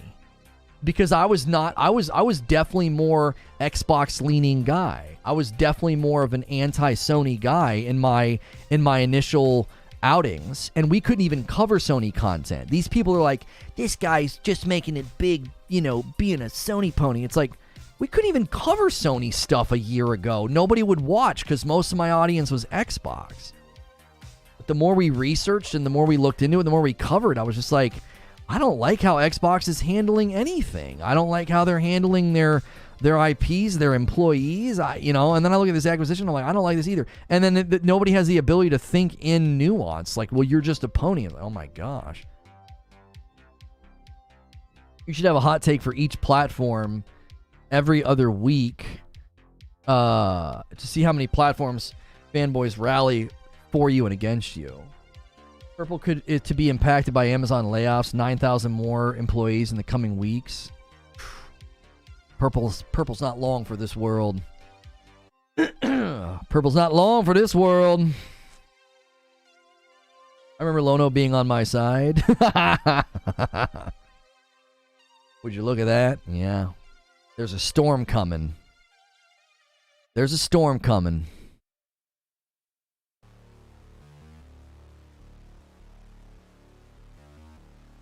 Tovo says, I appreciate that take a lot. There's no humility. It's not even a lack of humility either. There's this aggression. There's this insecurity. They immediately insult me and try to smear me. It's like, look at what you're doing. Look at what you're doing. Zero investigative integrity, zero character. They just instantly shred me and try to harm me and hurt me. It's like, wow. Wow. This is so personal for you. It's so personal that you go on a warpath against somebody that you've never met and know nothing about. I just think they look pathetic. I really do. I think they're pitiable people. They're pitiable. I think all their platforms all their platforms and channels are not long for this world because they'll just paint themselves into a corner like every other biased media outlet, and then eventually no one will care. You'll have to bang the drum for the audience that supported you. You know? In the song by Project 86, Another Boredom Movement, he says, your time in the spotlight will fade. But then he goes on beyond that. He says, it'll end at the same hands from the pigs that made you. Like the idea that the people that you're playing the fiddle for, these ravenous people, they'll murder you the minute they get the chance. You can't cross them. You just can't. And I'm going to continue to try to create something different. You know, I'm not going to suddenly lose a ton of my following and support because I make an anti-Sony video or I disagree with something Sony has done.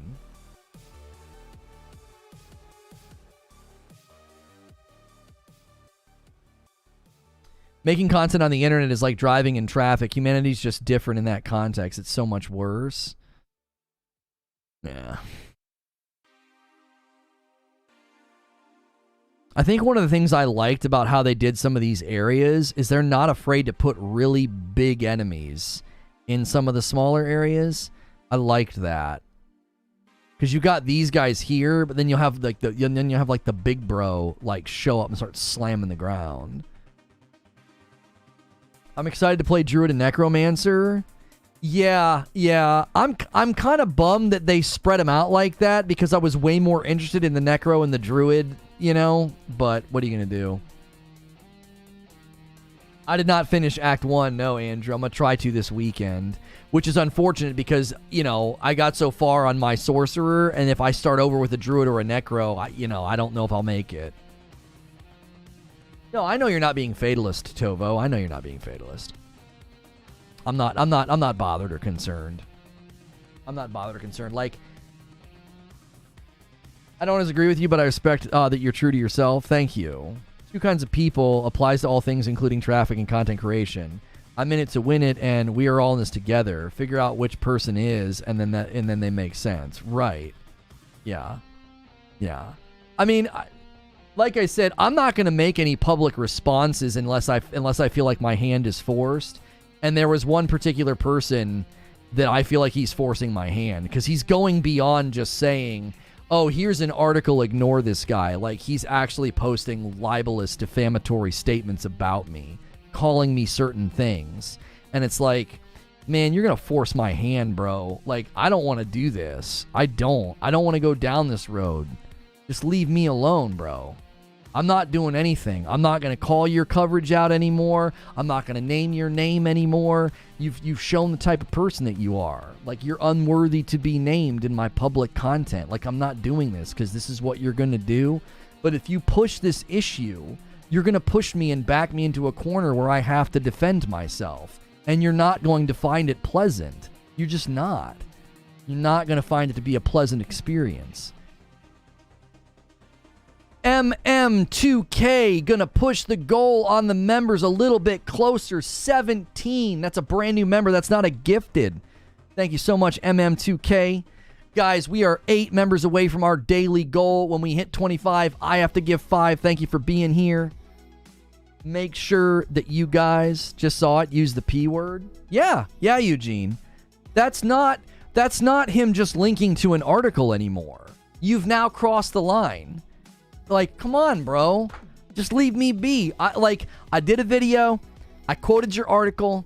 I said you failed to substantiate your claims, and this is the road you want to take. Bro, you're going to push me. You're going to push me to a place I don't want to go. Like, I would just prefer to keep making content. You know? I don't know why you got to pull those kind of words out. They're libelous. They're defamatory. They're false. You got no backing to claim that. You're putting yourself in a bad spot. Putting yourself in a bad spot. I don't want to do this. I've done this before, and it's not fun. It's not pleasant.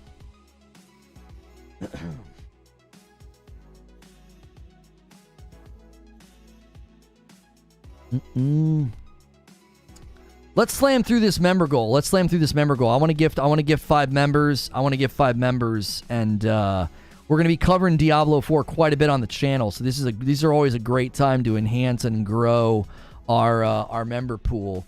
I think this is where I run into the Butcher. Have you guys seen this footage yet?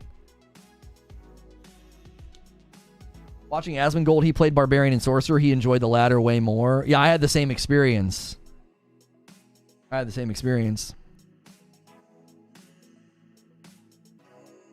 Sorry, bro. Meet the land of the brain dead. Don't worry. Just keep fighting the good fight while others fight for what's best for a logo.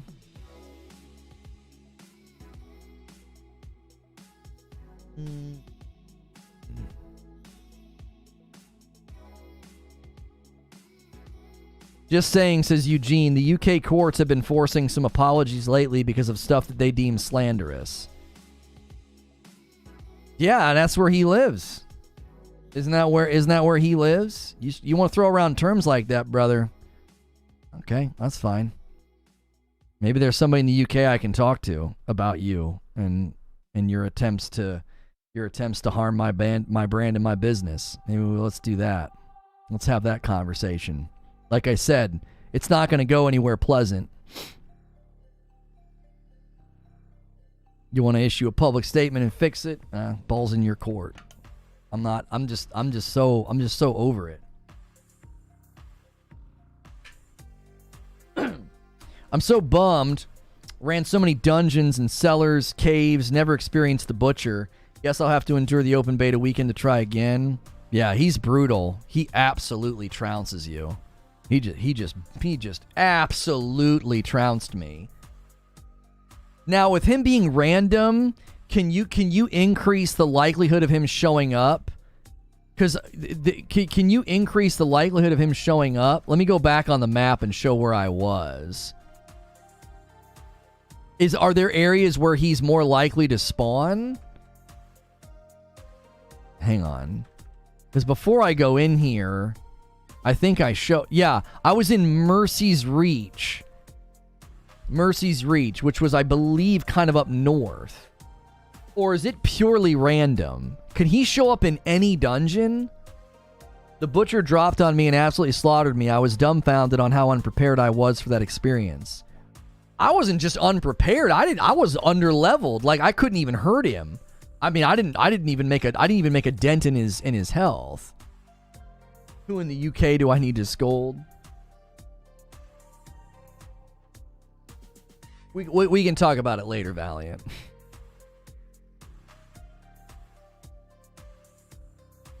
My Sorcerer class is super high DPS with the Arc Lash.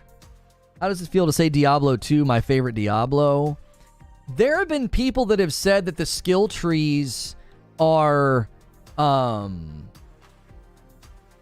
the skill trees are more like Diablo 2. So take that for what it's worth. Like, I played Diablo 2 so much in the past, but I don't remember enough to draw connections between Diablo 4 and Diablo 2. But I've had a lot of people say, a lot of the early game previews that I read, a lot of the early game press that I read, that's what people were saying.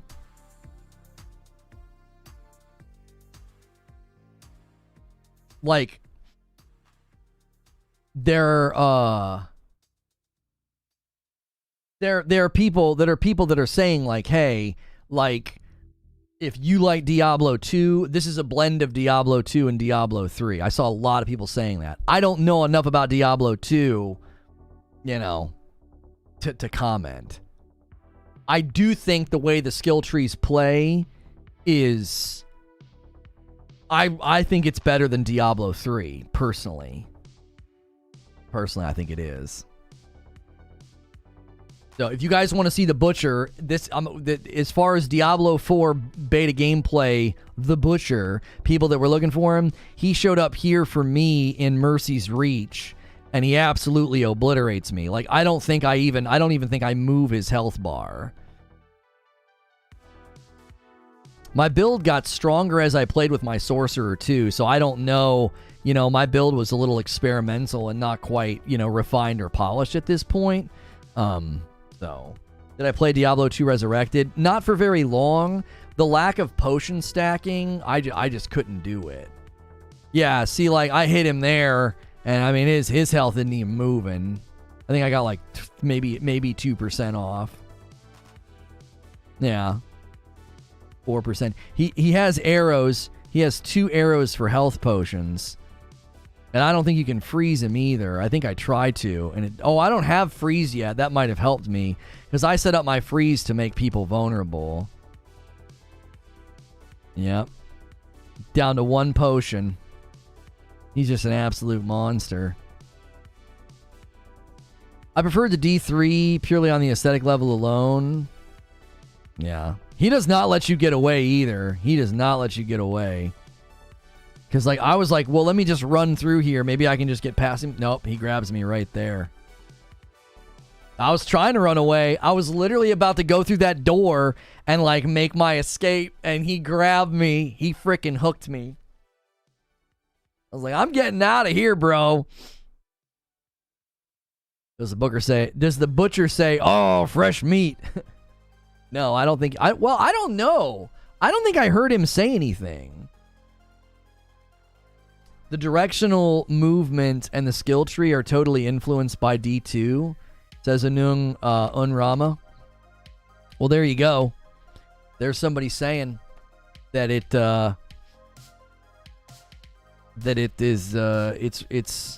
rooted in a lot of the D2.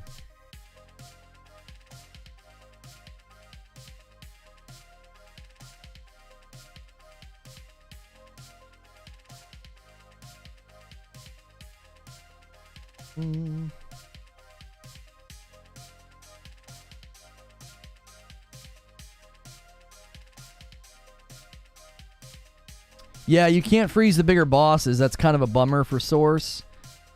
Yeah, I think it still applies vulnerable, though, doesn't it? I think mine still applied vulnerable when I did it, like once I had it leveled for that. So, I think one of the dilemmas with freeze is that if you can freeze a big enemy like that, it can kind of throw off the design. Say what? Fresh meat. Yeah. I think they're saying that he said that in the past. Right? I'm assuming. I'm a big Diablo guy, but I don't have all the little nooks and crannies memorized. You know what I'm saying? I don't. Okay. Can we do another? Yeah, we can. Okay.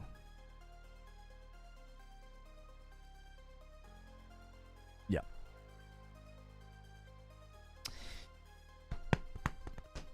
I can't wait till June 6th, taking down the open world bosses with friends. It's going to be really, really fun. It's going to be really, really fun. I just hope that we can get consistent support for gameplay. That's always been a bit of a struggle of ours, is that I am known for being a talk show host, and when we do gameplay, people tend to bounce. So my hope would be is if we kind of reserve Diablo for like afternoon play sessions, comb over the updates, comb over the patches, the blogs, and, you know, get a clan going, you know, do all the activities. If there's weekly and daily resets, stuff like that.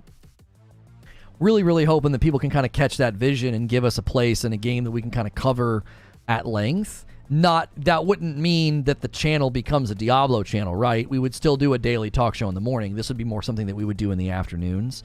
So we'll see. We'll see. The results on Friday felt pretty good, but again, when it's a day one thing and there was tons of people getting disconnected and tons of queue time, so everybody flocks to YouTube to be like, you know, hey man, what's going on? Why can you play? I would like to play. Like, that happens pretty regularly. Diablo 2 for skills, defo. The skills weren't capped as low in D2. You could put like 20 points in one skill, but you could also mess up a build hugely in D2, says Hilly. Yeah, I like that you could just invest in some of the earlier skills to make them strong instead of like spreading yourself super thin, you know? Yeah, we'll be doing a Reforge clan. Yeah, I don't think there's any point in setting up a clan in the beta because everything's going to get wiped. But we will 100% be doing a clan, yes. And we will probably reserve the clan for members only, and we'll funnel everything through the Discord. So that's a great reason to become a member, to gift some members, to get into the Discord. We need 8 more members, and I'll have to gift 5. You guys are kind of running out of time to do this, but 8 more members. And we want to get as many people as we can in the door to experience kind of like how our community engages with games and stuff like that.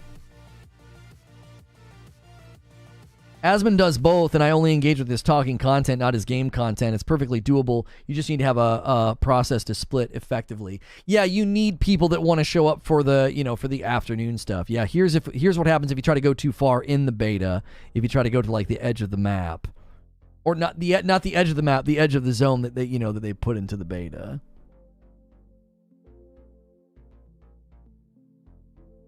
Member gang, that's right. That's right.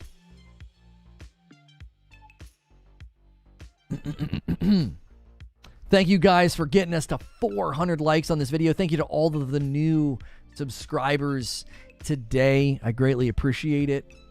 We do have some good stuff today to show you. Another solid video. We are going to hang out with members and debrief a bit about everything that's been going on. That's an opportunity for folks to kind of just get my thoughts on some things, and we don't have to worry about putting out some stupid, you know, public thing. But also we've definitely got some stuff that I want you guys to see. A new game. You can stun the butcher, but it ain't easy. I did it several times during our run-ins over the weekend, but it hasn't helped me get past him. Yeah, I do think that might be a shortcoming. That could be considered a shortcoming of the randomness and the procedural generation stuff, because what that can turn into is if you really, really want to play in, if you really want to find the butcher, that turns that into that, right? You turn it into like a, well, I didn't get to play him, I didn't get to see him because of, you know, because of randomness. Like, I always feel like that's kind of frustrating. Like, it's one thing if a piece of loot won't drop because of randomness.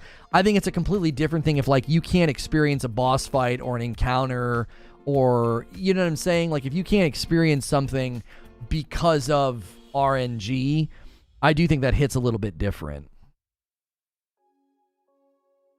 My boy Foxy Games just gave you a shout out.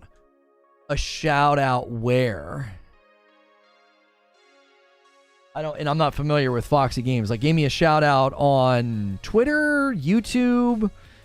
We've got people. Oh, Foxy Games. I know who you're talking about. Yeah. He follows me on Twitter. He sent me a DM this morning.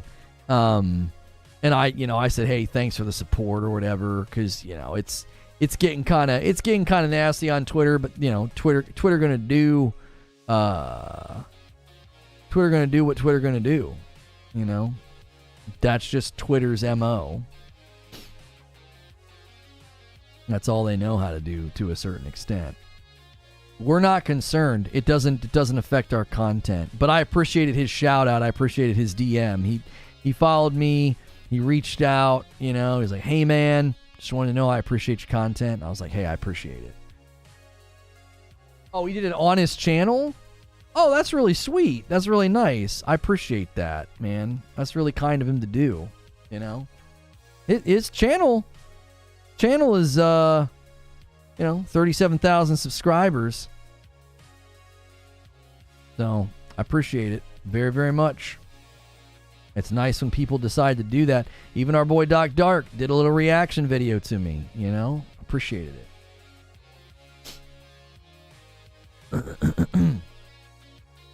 All right, you guys. I'm gonna throw down the gauntlet. You have 7 minutes. I was gonna try and give you 8 minutes for 8 members. You have 7 minutes for 8 more members. We have not missed this member goal since November. We were gonna try and have a year-long streak. We need 8 more. I'll give 5. Then I've got something brand new for you. Reaction to something that Skillup also reacted to. That it was a game that we were all looking forward to. That I'm kind of worried is not going to turn into a game worth playing or a game worth touching. Yo, what's good, Dan23? How are you? You don't find the butcher, he finds you. I like that. I like that. Yeah. Yeah. Chat needs to wake up. I don't know where y'all went. Where'd y'all go on me? And we hit that window where everybody takes off. After playing a lot of D4 this weekend, I got to say I'm pretty sad to go home and not have D4 to play. Had a great time. Can't wait for the release. Yeah, I was bummed. My weekend was really, really full.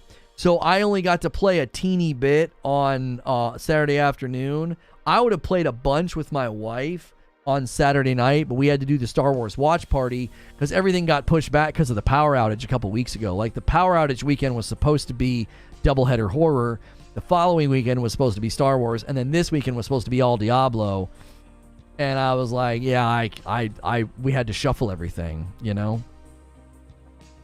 After playing a lot of... I already read that. Yo, Vengeance says, let's do this. He's like, let's do this one at a time. Oh, and he got somebody that's been here being a really, really great contributor to the conversation today. Vengeance gifts 1 member. It goes to Thrifty, taking it down to 7. You guys got 5 minutes. A couple singles and a 5 spot will do it. Good to see Thrifty get in there. Thrifty, stick around. We are going to do a members-only debrief. I know people probably want a debrief on everything that's been going on, but also just on, I got a good video for you guys today about Atlas Fallen. Atlas Fallen looked like it was going to be a great game, but it's looking pretty weak. There it is. There it is. There's 6. There is 6. Abe coming in, swinging big, along with Lone Wolf putting us on the doorstep. A 24 out of 25. We're going to be taking these people hostage. Good to see Kellinator get one. DS, Capono, Vitus, Sam Thompson, Luke. You guys all got gifted memberships. That's what we want to see. 1, 2, 3, 4, 5, 6. And there it is. Lone Wolf caps us off. Bam! We don't miss. But Quintar says, I'm going to throw it off. Quintar is always so generous. He pushes us to 30 members just like that. And it goes to Sword Tower, Soy 2 Mangs, Bubba and Data, one next level, or on the next level, and then Big Evil 52, and Obey the Nut.